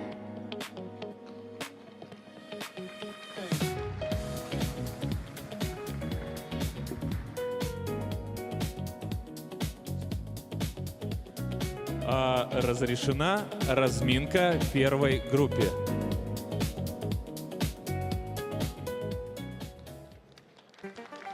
На разминке находятся... Продолжается турнир дуэтов на чемпионате России по прыжкам 2026 года. И у нас второй раунд в турнире дуэтов. Всего этих раундов 3. Первый закончился несколько минут назад, а теперь во втором раунде вас ждут параллельные прыжки. Настолько непривычное дело для одиночников, которые каждый, что называется, сам по себе, а времени еще вдобавок в обрез, и нужно договориться, нужно поймать этот свой ритм. Миш, вот объясни, как вот одиночникам вообще выполнять параллельные прыжки? Это жутко сложно. Да, действительно, это сложно, но это возможно. Надо все-таки потренироваться, немножко параллельно попрыгать на тренировке, и все обязательно получится, потому что, ну а как пара тренирует прыжки? Так тренируют, они просто годами делают одно и то же, и у них потом уже получаются, они четко знают... Годами, да. А тут люди собрались, и вот сколько там было на подготовку. Хотя они могли готовиться сколько угодно. Довольно-таки давно же было объявлено об этом турнире, об этом регламенте. Ну вот сейчас как раз показали нам такой небольшой фрагмент, как Матвей Ветлугин и Анна Фролова не договорились насчет прыжка, и они заезжают заново.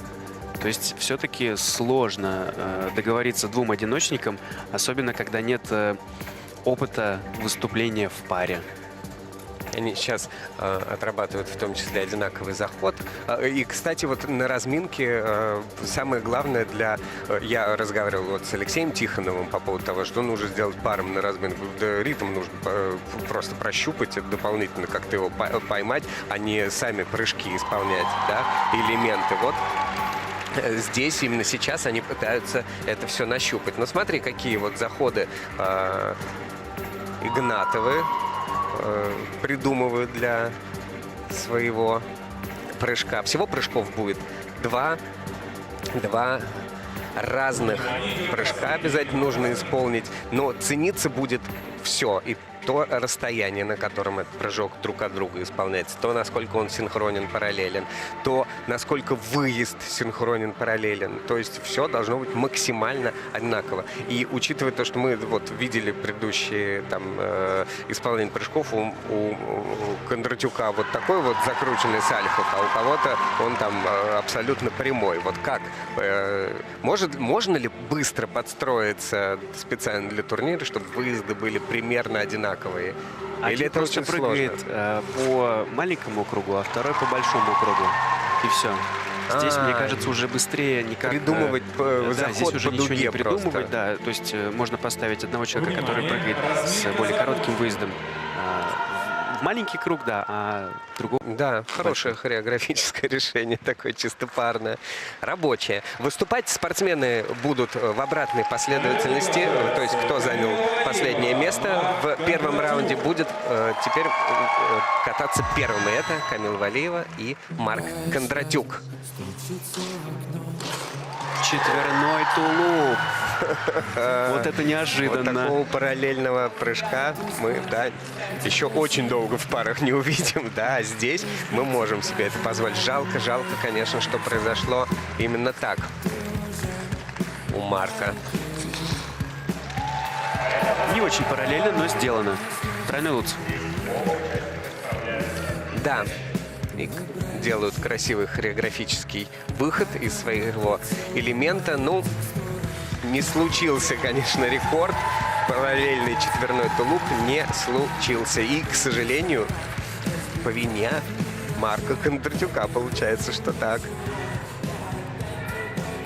Смазал возвращение Камилы Валиевой. Теперь будут говорить про Марка. Но большое расстояние, да? Очень ли сложно одиночникам поймать близкое расстояние в прыжке? Да, это прям это действительно психологически или технически сложнее? Без привычки прыгать рядом с чем-то или с кем-то. То есть, например, бывает, одиночники прыгают очень близко к бортику.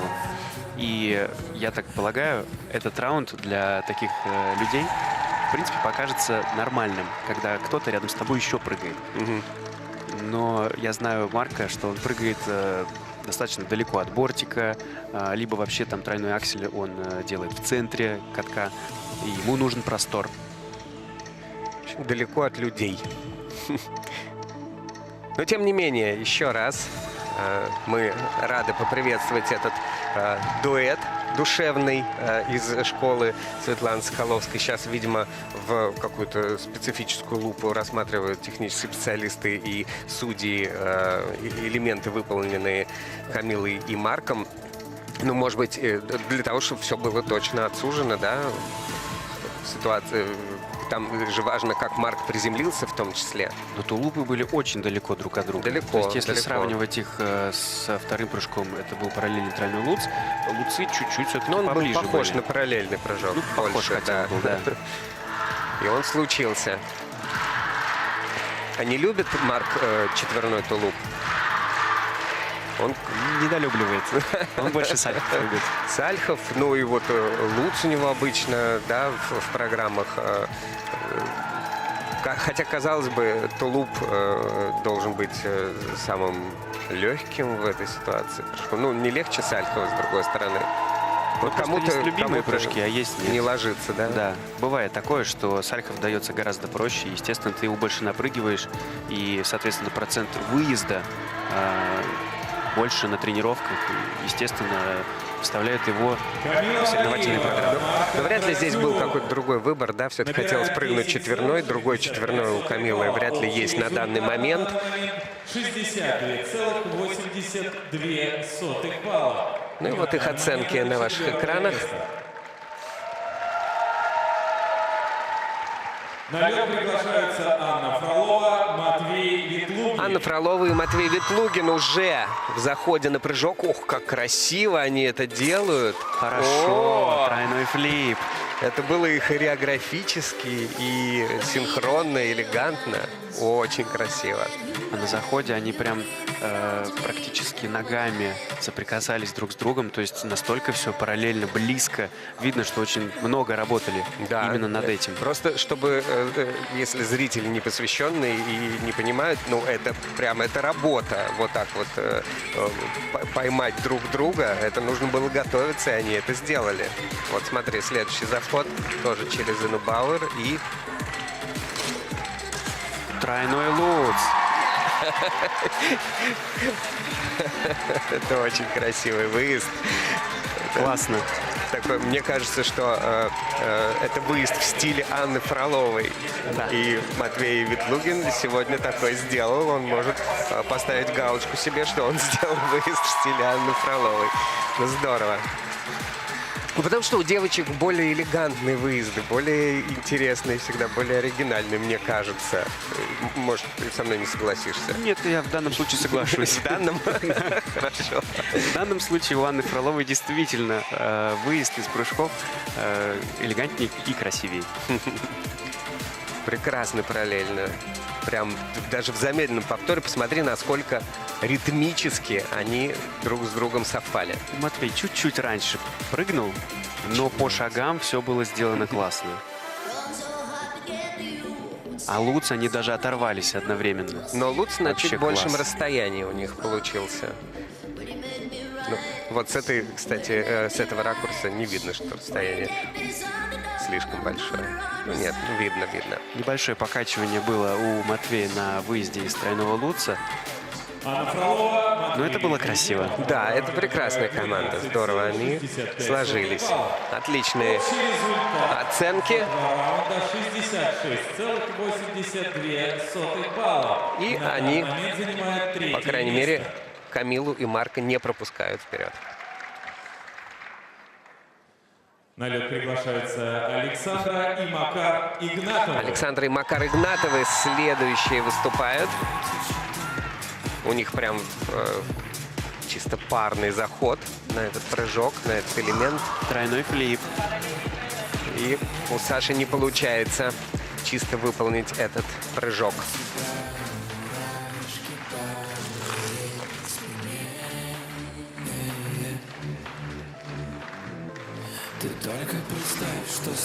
Тройной луц есть. Красиво. И тоже элегантно. Ну, интересно, они оформили свое выступление, мне кажется, вообще как будто одно целое такое выступление пары. А так и есть. Так и есть. Они действительно одно целое.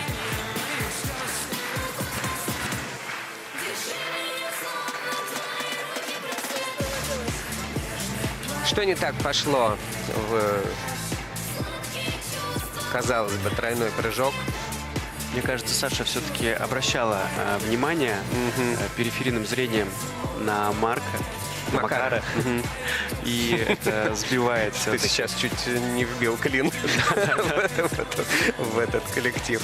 Да, на Макара. Ну, да, это же дополнительная сложность, что ты должен краем глаза еще и следить за своим напарником. Здесь на Луце расстояние было чуть больше. И спокойнее да, они. спокойнее они оба пошли и сделали. Да, как мы видим, не все так просто в этом турнире. Казалось бы, для непосвященного. Выезжай да делай параллельно прыжки. Ничего подобного. Все очень сложно. Да, минусы на флипе. Вопрос еще и к ребру был у судей. И будет интервью. Ну и мы, конечно же, с Максимом Троньковым очень хотим задать вопрос Евгению Плющенко, чтобы вот он бы прыгал, если бы в его время был бы такой турнир. Евгений, расскажите вообще впечатление, может быть, в партнера или в партнерши у кого-то особенного могли бы взять себя? Добрый вечер, дорогие друзья. Что бы я прыгал? Ну, наверное, бы я прыгал стабильный свой четверной тулуп и 3,5 оборота аксель. Но в моей копилке был и четверной луц, и четверной сальков. Но тогда, к сожалению, фигурное катание было другим, нежели сейчас. Сейчас фигурное катание, оно сильно отличается. Нужно уметь и потрясающе вращаться, и скользить, и делать прекрасные дорожки 4-го уровня. Ну и, конечно же, прыгать. Сегодня наша Елена Анатольевна Чайковская сказала, что не хватает артистичности. Мне кажется, это прыжковый турнир. Поэтому здесь всего хватает. Сложностей навалом. Но мне кажется, что в будущем можно сделать и хореографическую дорожку какую-нибудь, артистическую. Может быть, нужно сделать какую-то дорожку. Поэтому надо развивать. И я очень рад, что такие турниры, как чемпионат России по прыжкам, проходят у нас в нашей любимой стране. А с кем бы ты, может быть, хотел выступить в дуэте? И второй сразу же вопрос. Может быть, тогда вас с Алексеем Ягудиным сразу на хореодорожку выпустить сегодня? Потому что вы были королями этого сегмента фигурного катания. Спасибо. Спасибо. С кем бы я хотел бы выступить в дуэте? Ну, конечно же, с моей любимой женой, с Яной Рудковской. А по поводу дорожек с Лешей Ягудиным, конечно, и мы готовы. Ну а мы ждем и продолжаем наши соревнования. Спасибо нашему суперчемпиону Алексею. Ой, и Алексею тоже. Алексею Ягудину тоже, он там сидит. И Евгению Плющенко. Спасибо.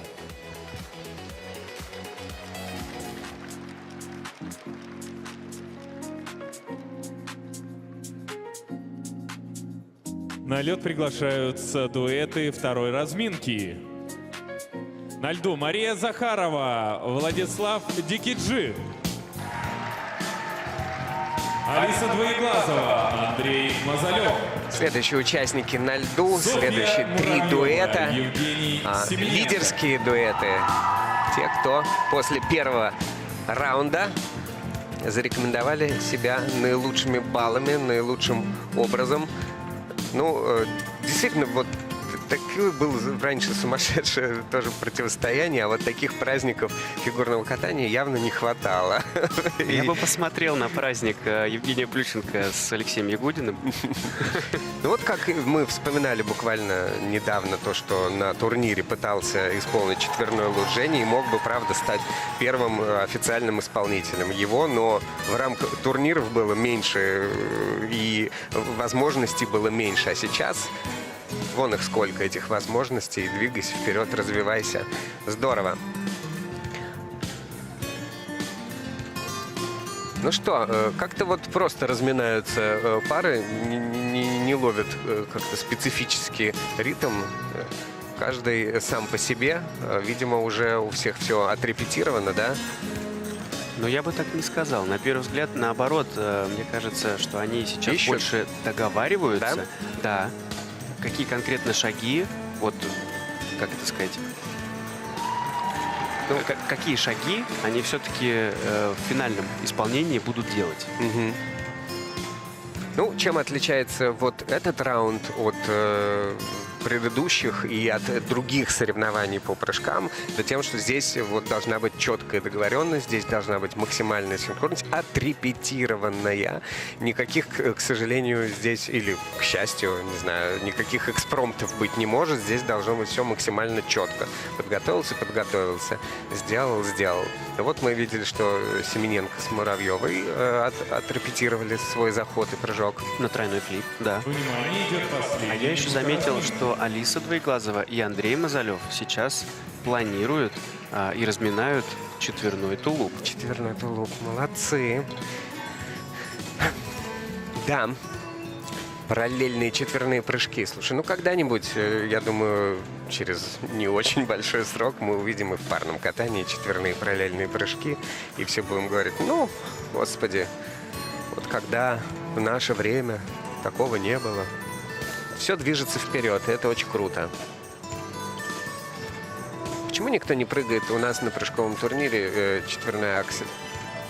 У нас в прошлом году прыгнул не в зачет, но все-таки Влад Дикиджи сделал именно на чемпионате России по прыжкам четверной аксель, первый в России. Почему сейчас никто не прыгает? Или еще будет впереди? Завтра полуфинал, финал. Кто знает, может быть, и будет.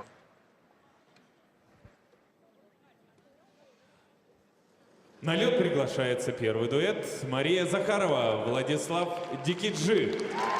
Мария Захарова, Владислав Дикиджи. Итак, смотрим на их параллельный прыжок. Уже поймали ритм и... Тройной луц. Не так изысканно хореографически. Ну, зашли, но дальше продолжают в едином ритме. И тройной флип. Это очень хорошая такая связка. Надежная. Да, надежная. На чистоту сделали упор.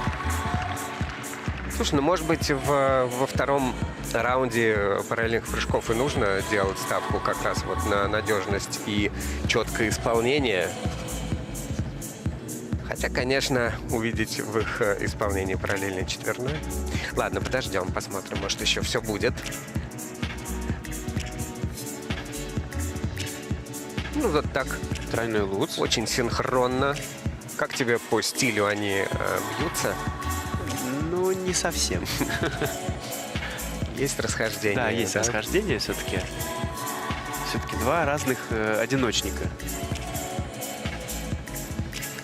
Но ритм на флипе поймали, неплохой. Да, такое есть. К сожалению, видишь, расстояние уж очень большое у этого прыжка. А это тоже, напоминаю, что все идет в зачет, потому что оцениваются они как именно параллельные парные прыжки. И мах ногой все-таки сделали параллельный. Мах сделали, мах пошел в плюс. То есть вот тоже фишечку от Марии Захаровой Влад перенял себе. Да, но опять мужчина-одиночник перенимает стиль девушки-одиночницы. И они впереди на данный момент, но это по сумме. На лед приглашаются Алиса Двоеглазова. Алиса Двоеглазова и Андрей Мазалев из школы Тутберидзе. Ну что, будут рекорды? Все замерли. Заход такой мощный, довольно-таки, но пока что не очень синхронный. Но главное, чтобы прыжок был синхронный. Четверной тулуп! Есть!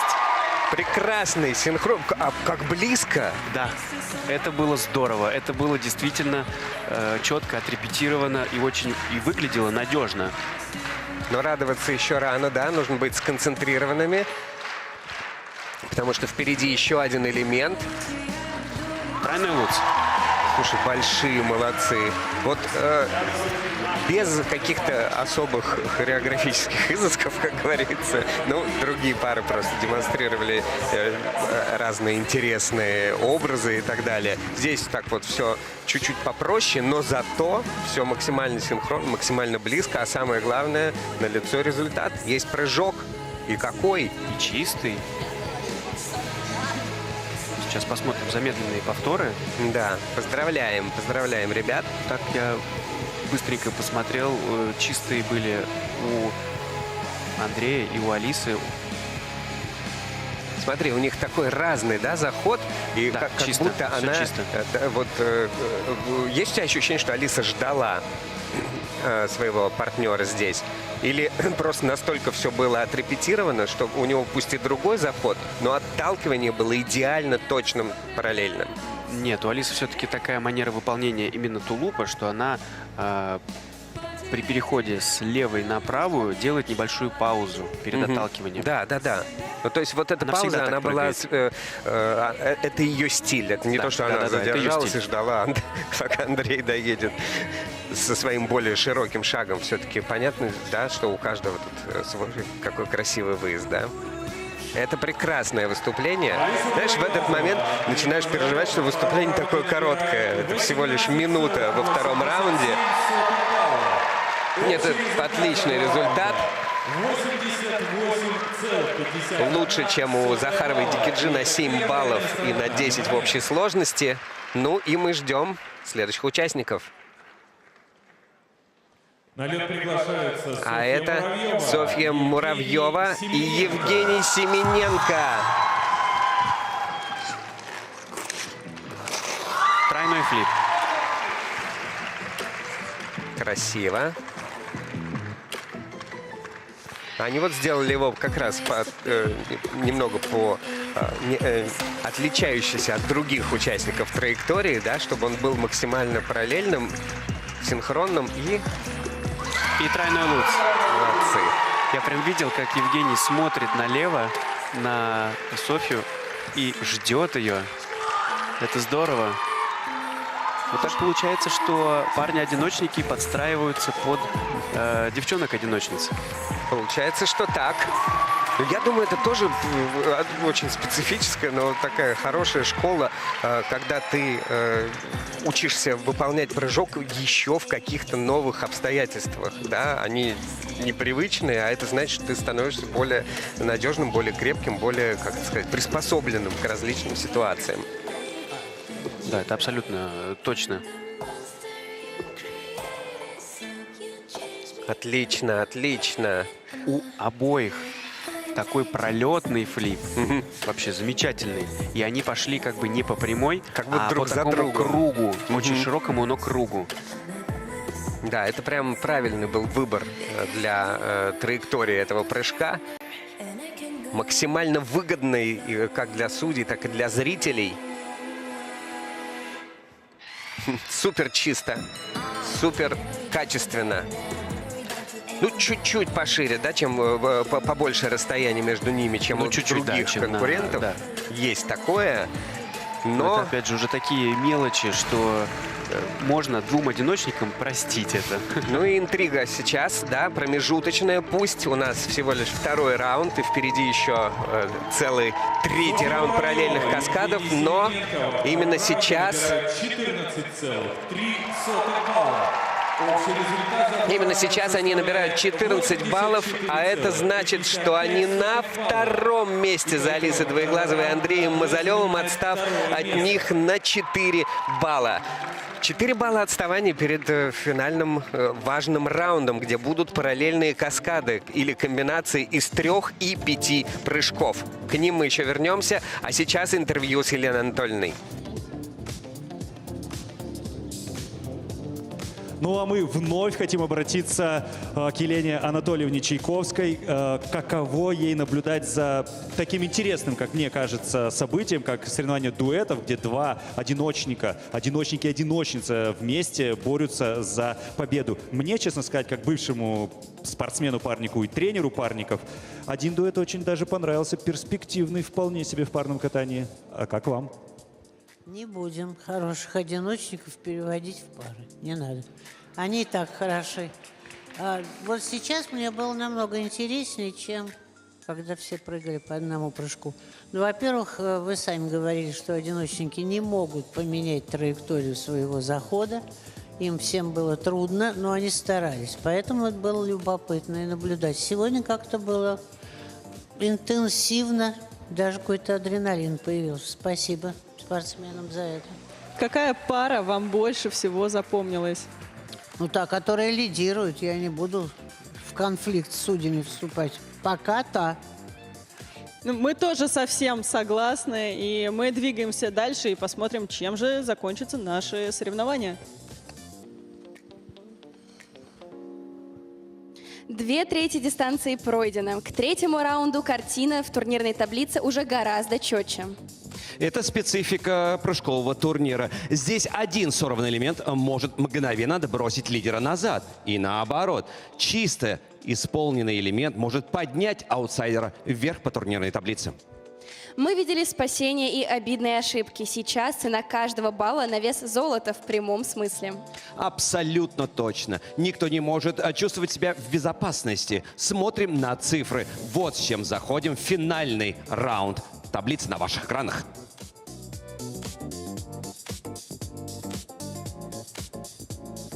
И пока все равно невозможно сказать, кто в итоге поднимется на пьедестал.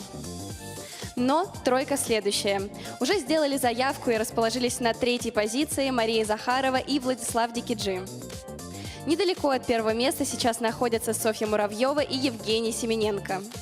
И, наконец, пока еще лидеры и точно мечтающие о золотых медалях Алиса Двоеглазова и Андрей Мазалев. Мы на финишной прямой. Уже через считанные минуты мы узнаем имена призеров 4-го чемпионата России по прыжкам. Впереди решающий третий раунд. Здесь больше нет места осторожности. Либо пан, либо пропал. Права на ошибку просто не осталось.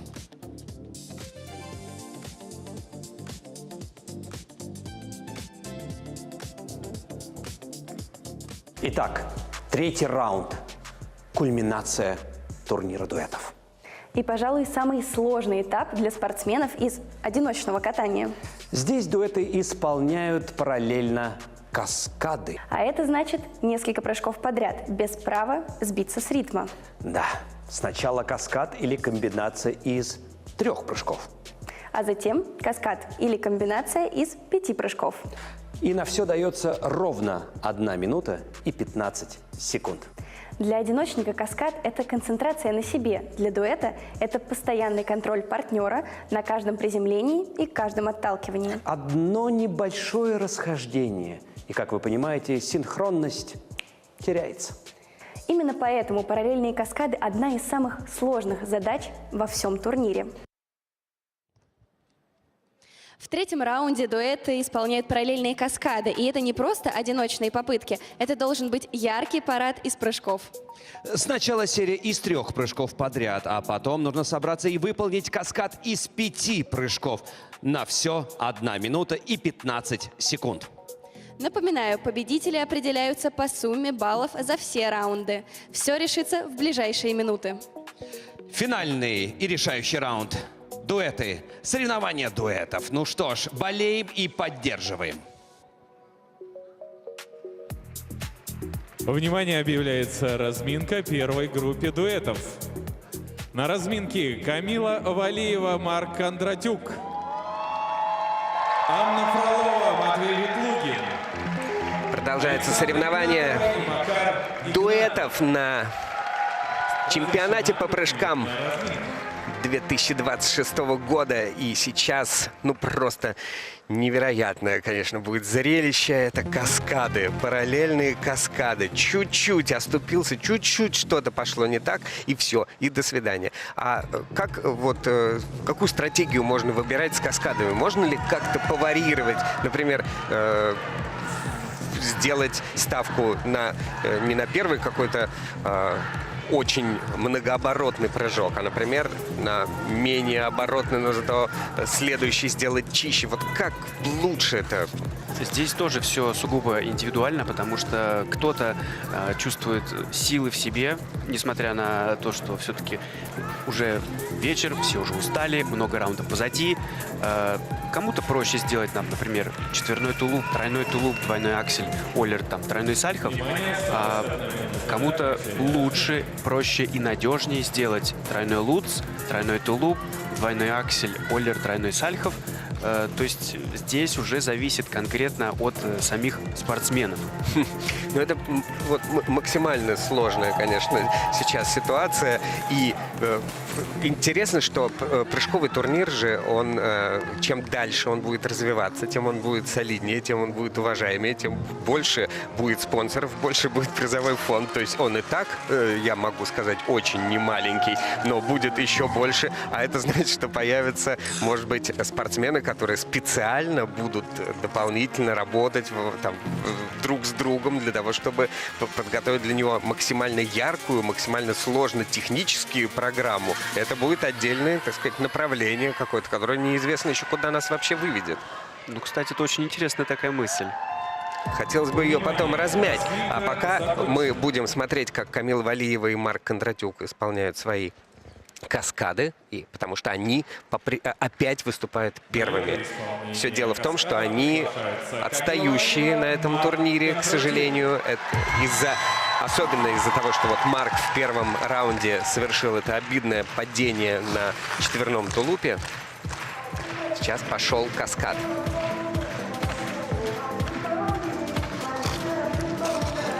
Четверной тулуп. Четверной тулуп. Двойной аксель. Двойной аксель. Еще один двойной аксель. Еще один двойной аксель. Еще один двойной аксель. Слушай, ну видишь, четверной тулуп теперь Марк сделал и реабилитировался. Да, на все про все времени. Как раз говорит, да, сейчас надо выдохнуть, успокоиться, потому что еще целых 30 полминуты, секунд. Да. И сделать каскад из 3 прыжков. Слушай, а после двойного акселя никто обычно другие прыжки не прыгает. Почему так? Ладно, посмотрим, какие еще будут комбинации. Немножко в разнобой. Ойлер. Сальков и Камила только лишь двойной Сальков, а Марк сделал тройной. Да, ну приходится в этот момент еще и смотреть друг за другом, действительно. И давайте, раз уж это последнее появление на сегодня у Камилочки, и посыпались, посыпались черепашки. Она вышла в финал на индивидуальном турнире. Конечно, мы ее еще увидим завтра, но сегодня, вот в этот день, мы поздравляем Камилу с возвращением. А дальше вы сможете Камилу, ну и всех остальных участников увидеть в трансляции на 1tv.ru и, конечно же, на Первом канале. Завтра в 16:15 возвращение Камилочки состоялось.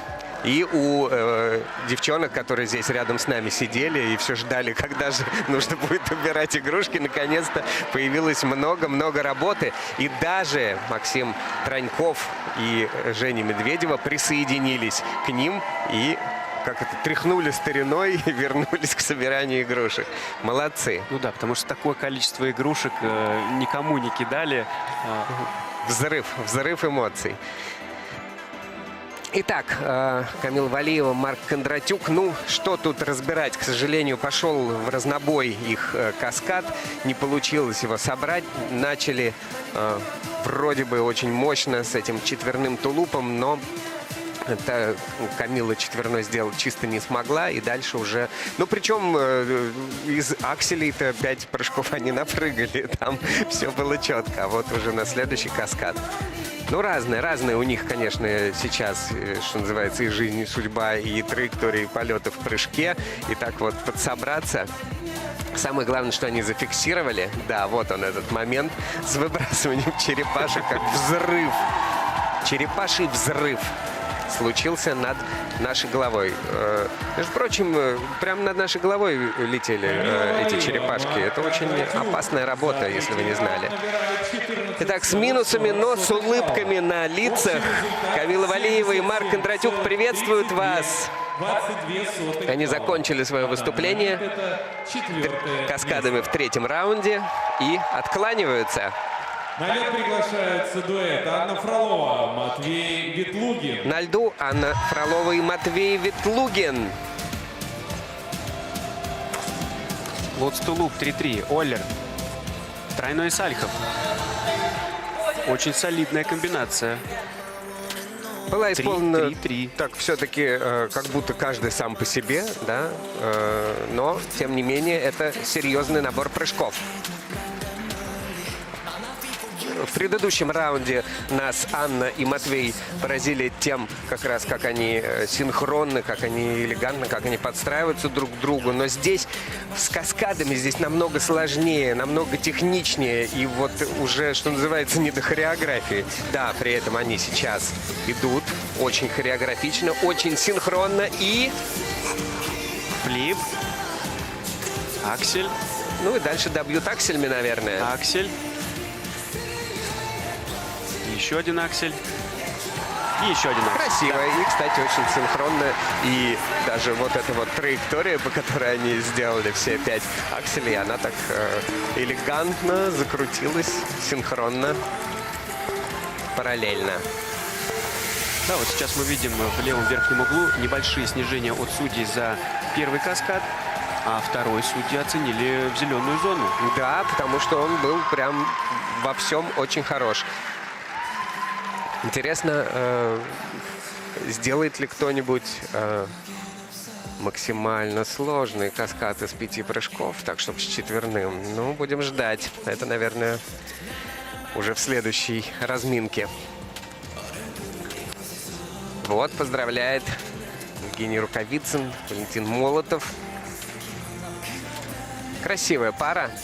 Правда, можно, мне кажется, можно дальше на прыжковом турнире совершенно спокойно дуэтом выступать, развивать это дело. Ну а что? Ну вот раз в неделю или раза в 2 недели посвящать вот именно отработке каких-то элементов параллельных и приехать на турнир по прыжкам. Ну, другое дело, можно не отобраться, конечно, на этот турнир по итогу.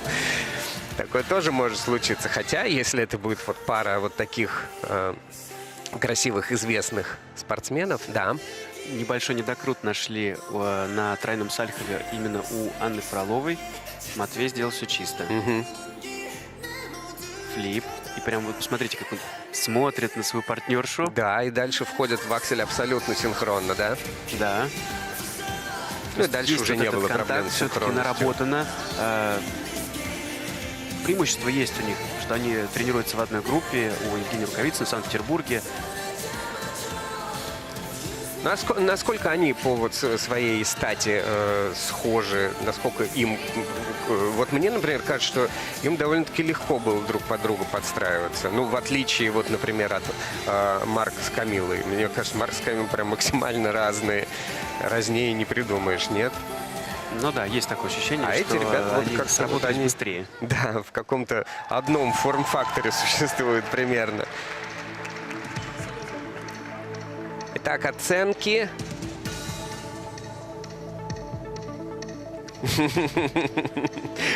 Матвей подыгрывает музыкальному оформлению.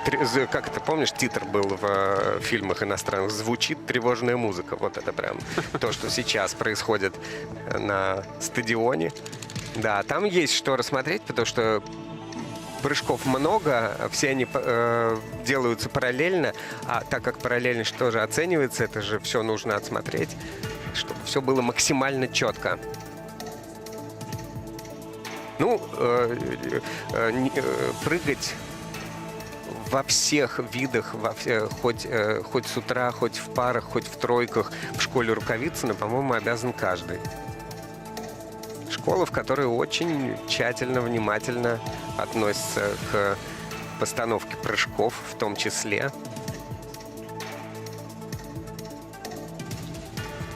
И эта интрига, к сожалению, да, сказывается и на состоянии Саши с Макаром. Мы уже видели, что вот такая задержка может как-то дополнительно сказаться негативно на участниках, как это произошло в одиночном турнире с Анной Фроловой, когда она не поняла, где вообще было объявлено о начале ее выступления. Ну, наконец-то оценка с минусами, но 29 баллов они почти набирают. Дуэт занимает первое место. И ориентируемся на оценку 95 баллов по сумме. На лед приглашаются Александра и Макар Игнатовы. И они уже В заходе на прыжок красиво, элегантно, синхронно. Немножко большое расстояние получилось. Отличный каскад. Отличный. Флип, Олер Сальхов, двойной аксель.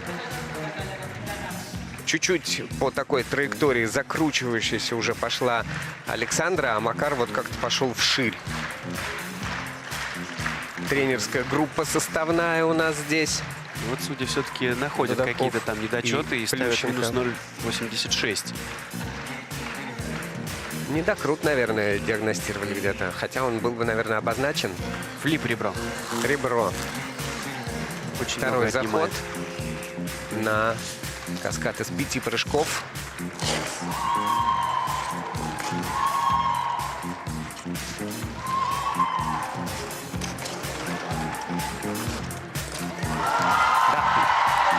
Отлично сделано. Ну что ж, можно поздравить Александру Игнатову с возвращением, с таким классным каскадом, с таким классным соревнованием. И сейчас на ваших экранах, вы посмотрите, семья воссоединилась. Я думаю, что вдвойне, может быть, даже и в десятерне приятнее было вернуться в спорт вместе со своим супругом. И вот так вот вместе еще и отпрыгать. Какой великолепный праздник устроили для, не только для зрителей, для тренеров, но и для этих спортсменов. Федерация и Первый канал, и все те, кто причастен к этому празднику. Первое выступление Миши на льду. Да.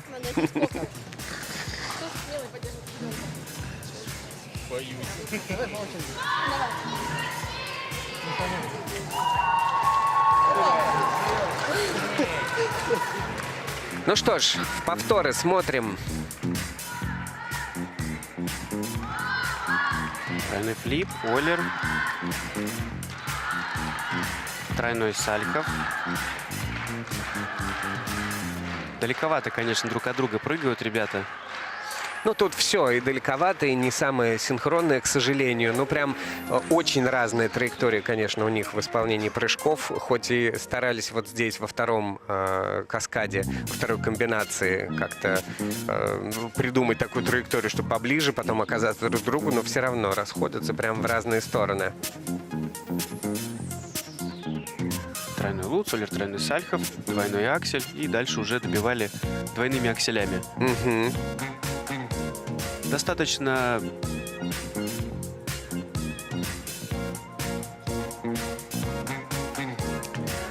Дело в том, ведь еще, что по правилам-то нужно делать только один каскад и одну комбинацию. А тут, если они сделали, получается, что две комбинации, получается, да. Александра то они Игнатова, потеряют, конечно, сильно в баллах. В третьем раунде набирают Интересно, как это будет 17,92 учтено по сумме. результат за А, вот видишь, написано плюс сальто, плюс повтор. И повтор дальше идет, да. Поэтому, и вот сейчас удивлен Макар, удивлен Сергей Викторович, а так оно и есть. К сожалению, не зачелся у них их элемент. И сейчас будет интервью.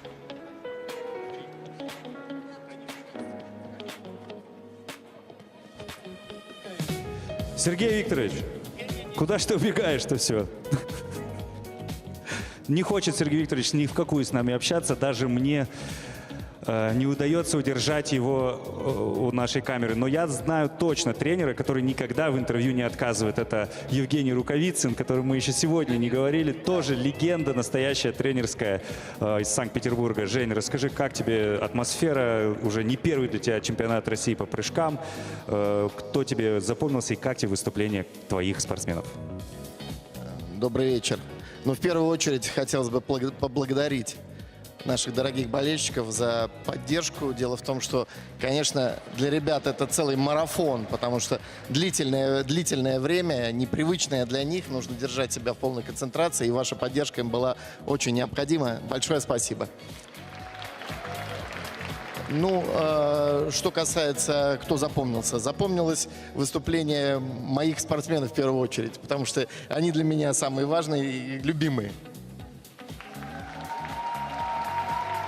Мы знаем, что вы едете на Олимпиаду со сборной Грузии с Настей Губановой. Какие ожидания, какая атмосфера, как вы думаете, вот, какая атмосфера будет царить на этих Олимпийских играх и вообще какие ожидания от этого турнира? Ну, для меня это уже 3-я Олимпиада, и на всех Олимпиадах царит, безусловно, атмосфера, с одной стороны, дружеская, с другой стороны, конкуренция и желание, в первую очередь, победить. Жень, не могу не спросить, пойдешь ли ты поддержать не чужих нам, Аделию Петросян и Петра Гуменника, когда будешь находиться на Олимпийских играх? Ведь у тебя, в отличие от нас, такие классные шансы увидеть их катание. Безусловно, обязательно буду, постараюсь с трибуны все свои флюиды направить для того, чтобы наши ребята выступили самым-самым успешным образом. Ну а мы просим наших зрителей передать свои лучики поддержки нашим ребятам. И, конечно же, будем болеть и смотреть. Давайте порепетируем, похлопаем очень громко, как бы мы это сделали, находясь в Милане. А еще громче можете? Неужели было бы просто вот так скромно? Ну вот, это уже похоже на настоящую поддержку. А мы продолжаем следить дальше за нашим турниром. Объявляется разминка следующей группе дуэтов. На разминке находятся Мария Захарова, Владислав Дикиджи, Софья Муравьева, Евгений Семененко, Алиса Двоеглазова. Ну и мы на финишной прямой. Это заключительная группа в 3-м раунде турнира дуэтов чемпионата России по прыжкам 2026 года. Параллельные каскады прямо сейчас. Параллельные каскады — это сначала каскад или комбинация из 3 прыжков, затем каскад или комбинация из 5 прыжков. И очень важно, что комбинация может быть только одна. Мы не акцентировали на этом внимание, хотя знаем, безусловно, правила, на чем в том числе погорели в итоге пара Александра и Макара Игнатовых. Они сделали 2 комбинации и потеряли очень большое количество баллов. И момент был максимально трогательным, но баллов не хватило. Но сейчас на льду пары крепкие, пары очень подготовленные. То, как выступили в предыдущем раунде Алиса Двоеглазова и Андрей Мазалев, говорит о том, что они, ну, просто на каком-то пике подготовки к этому турниру. Настолько все было синхронно, четко, собрано. И насколько в одно мгновение времени они коснулись льда, когда они отталкивались в своем прыжке параллельно. Да, действительно, сейчас уже будет такая борьба стойкости, потому что все устали. И сейчас очень важно не потерять концентрацию, потому что сначала 3 прыжка нужно сделать, потом вообще 5 прыжков. И... Слушай, а что такое вообще каскад из 5 прыжков? Это вот можешь с чем-то сравнить по тяжести, по напряжению? Что это? Как, не знаю, 100-метровку пробежать или все-таки меньше? Или как что? Сложно так сказать, на самом деле, потому что, ну, наверное, 60 метров.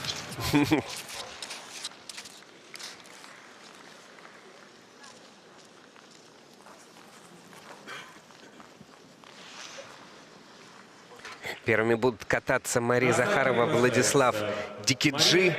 Они отстают на 6,5 баллов от Софьи Муравьевой и Евгении Семененко после предыдущего раунда. И вот они уже заходят на свой каскад.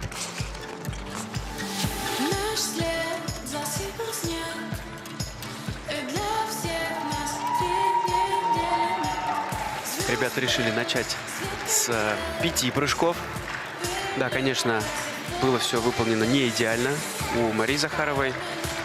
Было видно, как Влад ее прям ждет, не прыгает дальше.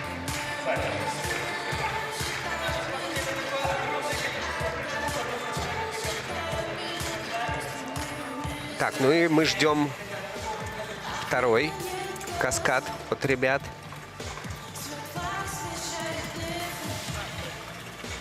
договариваются о том, что делаем, в какую сторону прыгать.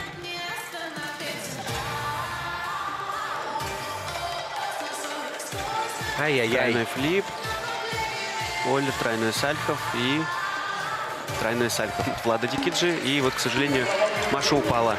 Да, к сожалению, все пошло не по плану. Здесь зачли только тройной флип, да и то получается, что с падением. И дальше уже ни о каком каскаде речи быть не может. Ну что, это была очень красивая пара, очень статная, очень эффектная, но, к сожалению, в плане вот каких-то параллельного взаимодействия тут мы не могли, да, им поаплодировать, не пошло. Но, тем не менее, это же дуэты, это новый вид, новый формат. Это спортсмены-одиночники, которых мы видим и в другом разряде на чемпионате России по прыжкам. Мы еще увидим и Машу Захарову, и Владислава Дикиджи в личном турнире, где они будут показывать свои сумасшедшие четверные, оба причем. Но сейчас можно поздравить ребят с окончанием. Да, поздравить с окончанием. Это вот ваше любимое. Поздравить с окончанием. Да. Это правда. Не, ну тут, к сожалению, нечего, да, анализировать. На повторах мы видим такое расстройство. Кстати, очень красивая, да, визуально картинка. Грустная партнерша, которая не смогла сделать прыжок и смотрит, что продолжается дальше. А партнер такой продолжает и продолжает. Ну, все четко. У Владислава есть задача, он ее выполняет. Маша, не расстраивайся, мы тебя все поддерживаем, и все будет хорошо. Это правда. Тренеры Олег Татауров, Анна Царева. Совершенно две разные школы. Москва, Санкт-Петербург. И вот эти два красивых молодых человека соединились. Но мне... Я не пойму, Маша плачет или смеется? Что сейчас Она происходит? расстроена. У нее... Скорее всего, плачет. То есть, получается, они с этим результатом, тем не менее, все равно оказываются на пьедестале. Да. А ты говоришь с окончанием. Сначала баллы нужно посчитать. А у нас Софья Муравьева и Евгений Семененко на льду. Интересно. Очень. Луц Олер-Сальхов, Олер-Сальхов. Да, кстати, мы же часто не думаем о том, что в этих каскадах Ойлер может использоваться неоднократно. Он не считается прыжком, поэтому, пожалуйста, перепрыгивайте, делайте еще один Сальхов, еще один Сальхов. И они сделали этот каскад в плюс. Это отличное начало. Тройной флип, Ойлер. Тройной Сальхов. Двойной аксель. Слушай, какая синхронность. И еще один аксель. И все ближе и ближе друг к другу. Да. Шикарно! Просто шикарно! И с таким хореографическим, элегантным завершением. Поздравляем! Супер! Ну, можно сказать, практически пара готова. Сколько они готовились-то к этому выступлению, чтобы Сразу так после всё Нового сделать. года. Обалдеть. То есть пока мы все на этих выходных объедались оливье, Ребята пили работали. шампанское, ребята, ну правда. Пойди, иногда у пар не получается настолько синхронно сделать во время выступления эти прыжки, да еще и такие сложные. Молодцы. Это прям заявка на победу. Если бы не Алиса Двоеглазова и Андрей Мазалев были бы их конкурентами, я бы уже прямо сразу сказал, это победная, да? Ну, у меня хороший раунд был. Первый раз. Женя, обычно я подвожу. Мне кажется, если я тройной, Ой, не моя. Такая болтушка Софья. Бурное обсуждение, да. На хороших эмоциях выходит со льда. И, ну, конечно, такое выступление. Ну вот даже в замедленном повторе есть синхронность, она видна, ну, чуть-чуть большое расстояние, но все-таки. Да, потом они по траектории, ну, продумали, где они потом сойдутся в одном месте. Ну да, у них настолько разные стили прыжков. Да, Женя действительно работал в паре, он все время смотрел на Соню и корректировал свои движения. То есть где-то ускорялся, где-то замедлялся. И это здорово. Это очень интересный опыт, позволяющий действительно стабильно выполнять эти, может быть, и не очень сложные, но все-таки прыжки. Вон какая синхронность. Кайф. Просто кайф. Глаз радуется. Однозначно. Ну и вот на этой траектории, закручивающейся во время исполнения акселей, они в итоге сходятся практически вот, да, как одна пара в очень близкую позицию и так красиво завершают это катание. Замечательно. Ну что ж, момент истины. Ждем оценки. Да, оценки. Евгений прям по-новому раскрылся для меня на этом турнире. Великолепный результат. 31 с лишним балл. Ну, учитывая то, что они на 4 балла отставали от лидеров, то есть сейчас мы понимаем, что 26 где-то баллов, даже 27 достаточно набрать Алисе и Андрею для своей победы. Ну, давайте смотреть, давайте смотреть. Алиса Двоеглазова, Андрей Мазалев, школа Тутберидзе на ваших экранах. Четверной Четверным. тулуп. Сальхов. Блестяще! Это кайф. 4-3-3. Конечно, по-другому, да, у каждой из этих пар есть свой стиль. И я хочу сказать, что какое бы место Софья с Женей не заняли, они весьма элегантны по-своему, да. Может быть, если бы здесь был приз за элегантность, он бы достался именно им. Ребята более спортивные, более собранные, но все-таки Алиса, ну, практически вчерашний юниор.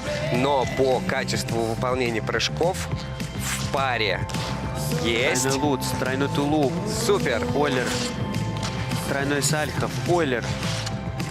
И еще один тройной Чуть Сальхов. разошлись. И двойной И аксель. все сделали. Да. Практически идеально.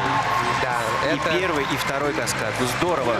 Видимо, чемпионское выступление. Аплодирует им 100% и чемпионское. Софья с Женей Семененко, их главные конкуренты. Ну как не поаплодировать? Это достойнейшее выступление и на таком уровне сложности. Ну, многие хотели блеснуть, да, парными четверными, параллельными четверными, но у кого это получилось? У Алисы и Андрея. Да. Ну и правда, отработали тоже в очень хорошем синхронном стиле. Молодцы. Тренерам тоже отдельный респект в этой ситуации и уважуха, потому что, ну, это же все подгоняется, это все только четким глазом со стороны вот может эти два, посмотрите, настолько разных прыжка быть выполненными настолько синхронно.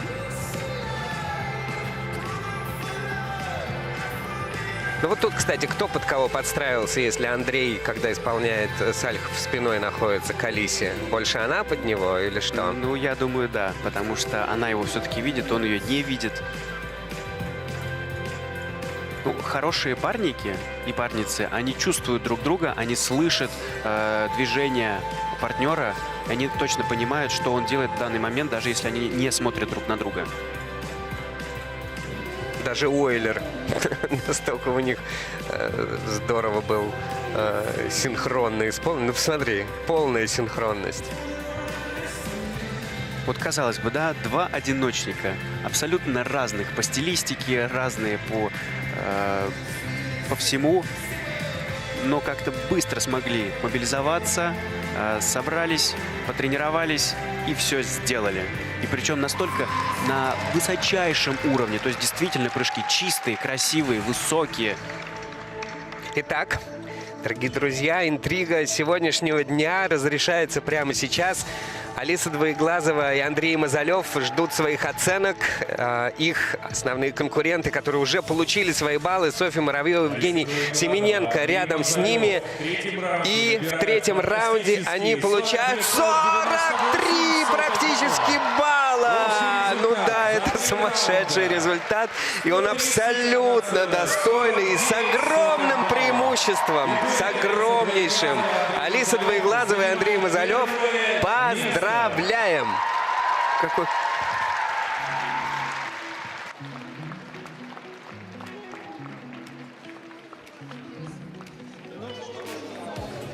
Пролетели в секунду, и мы стали свидетелями исторического момента.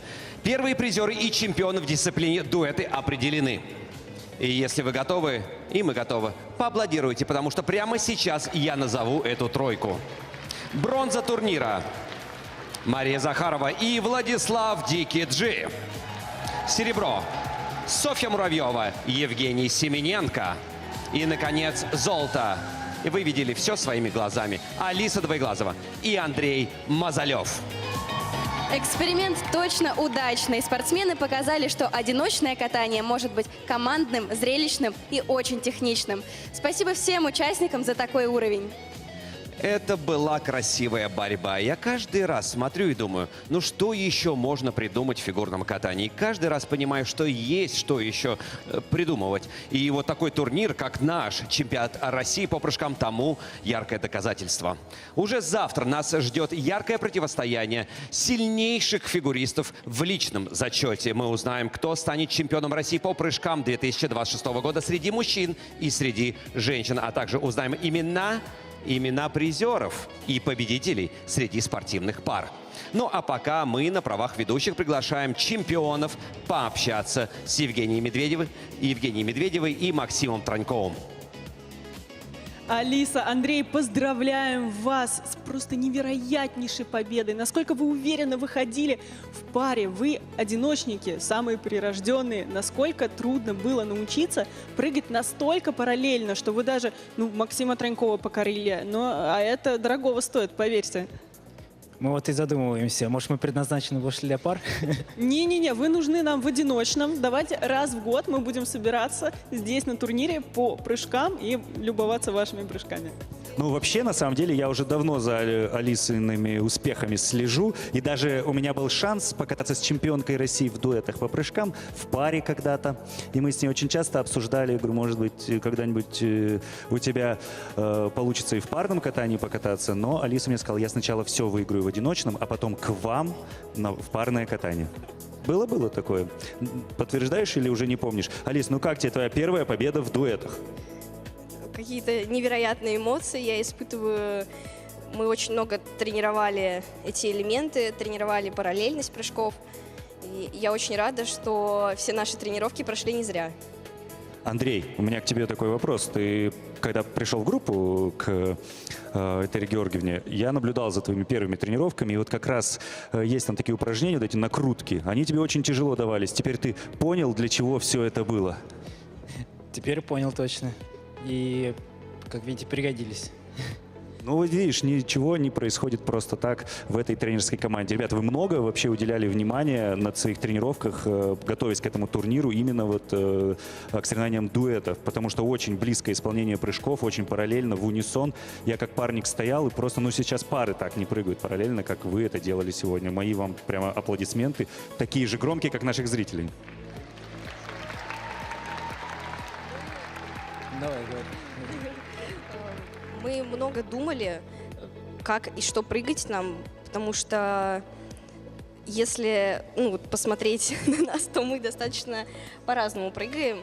И подстраивали особенно оллеры, в целом ритм прыжков. И очень благодарна Андрею, когда он подстраивался под четверной тулуп. И я просто безумно рада, что все это получилось показать вот здесь. Ура, мы вас поздравляем и ждем вас, и Алису, и Андрея уже завтра. Завтра еще один большой соревновательный день, а также зрителей и на арене, и у экранов. Обязательно смотрите чемпионат России по прыжкам.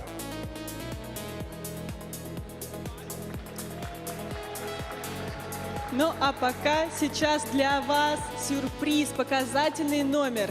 Елизавета Пасечник и Дарио Черезана. Ну а за ним, конечно же, награждение победителей.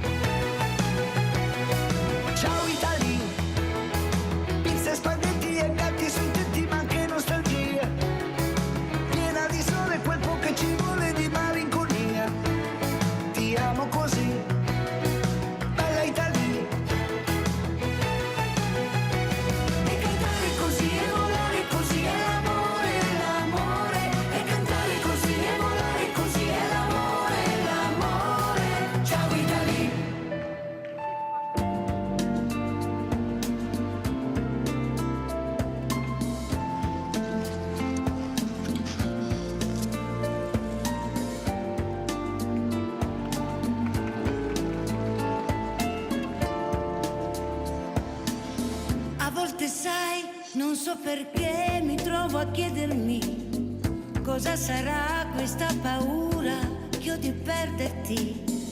Che cosa c'è dentro di te che ti fa unico e mi fa innamorare di te.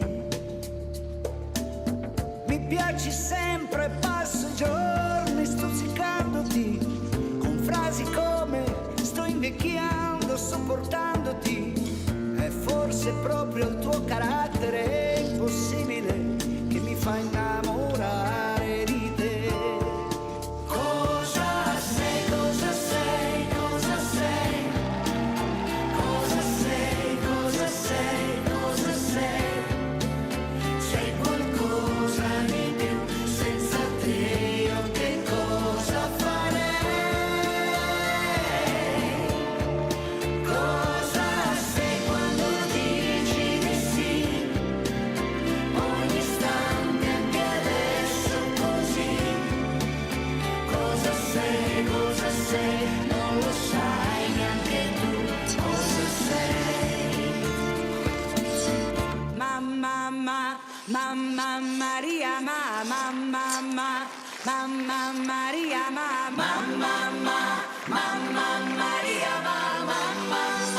mamma Maria,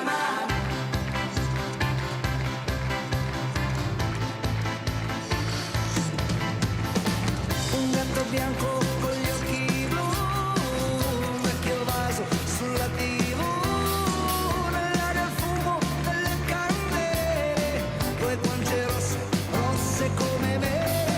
Ha un filtro contro la gelosia e una ricetta per l'allegria.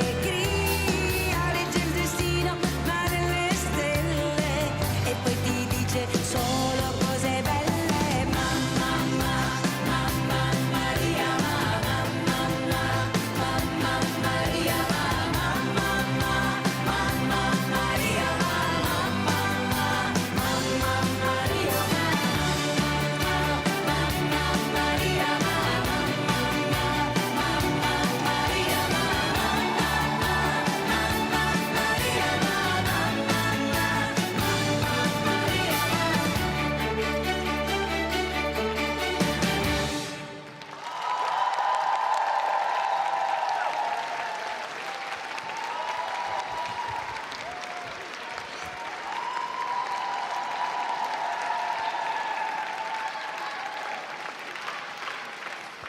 Спасибо, Лиза. Спасибо, Дарио. Мы переходим к приятной части церемонии награждений. Традиционно мы приглашаем генерального секретаря Федерации фигурного катания России Александра Ильича Когана. Ну что ж, мы поздравляем всех призеров и уже готовы приступать к самому награждению. И начнем, конечно же, мы с дуэта, который занял 3-е место. Я попрошу им поаплодировать всей арене. Мария Захарова, Владислав Дикиджи. Вы получаете заслуженный чек на 250 тысяч рублей и звание бронзовых призеров.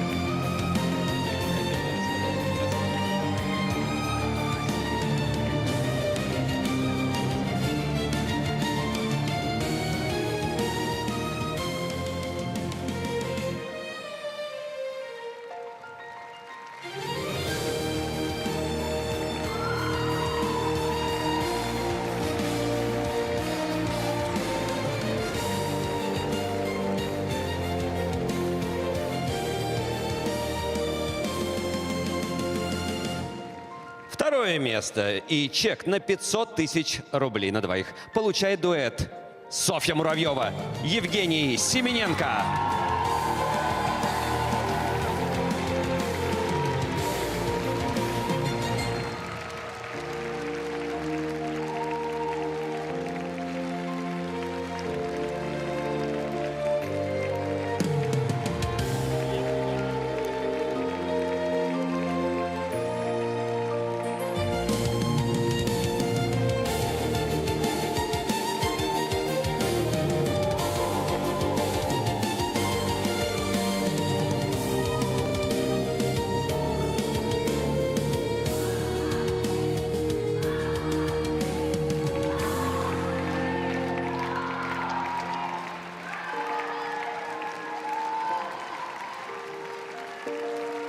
И, наконец, дуэт победителей. Это чемпионат России по прыжкам 2026 года. Алиса Двоеглазова, Андрей Мазалев. И, конечно, ваши аплодисменты. Чек на 1 миллион рублей. И, конечно же, кубки, они ваши.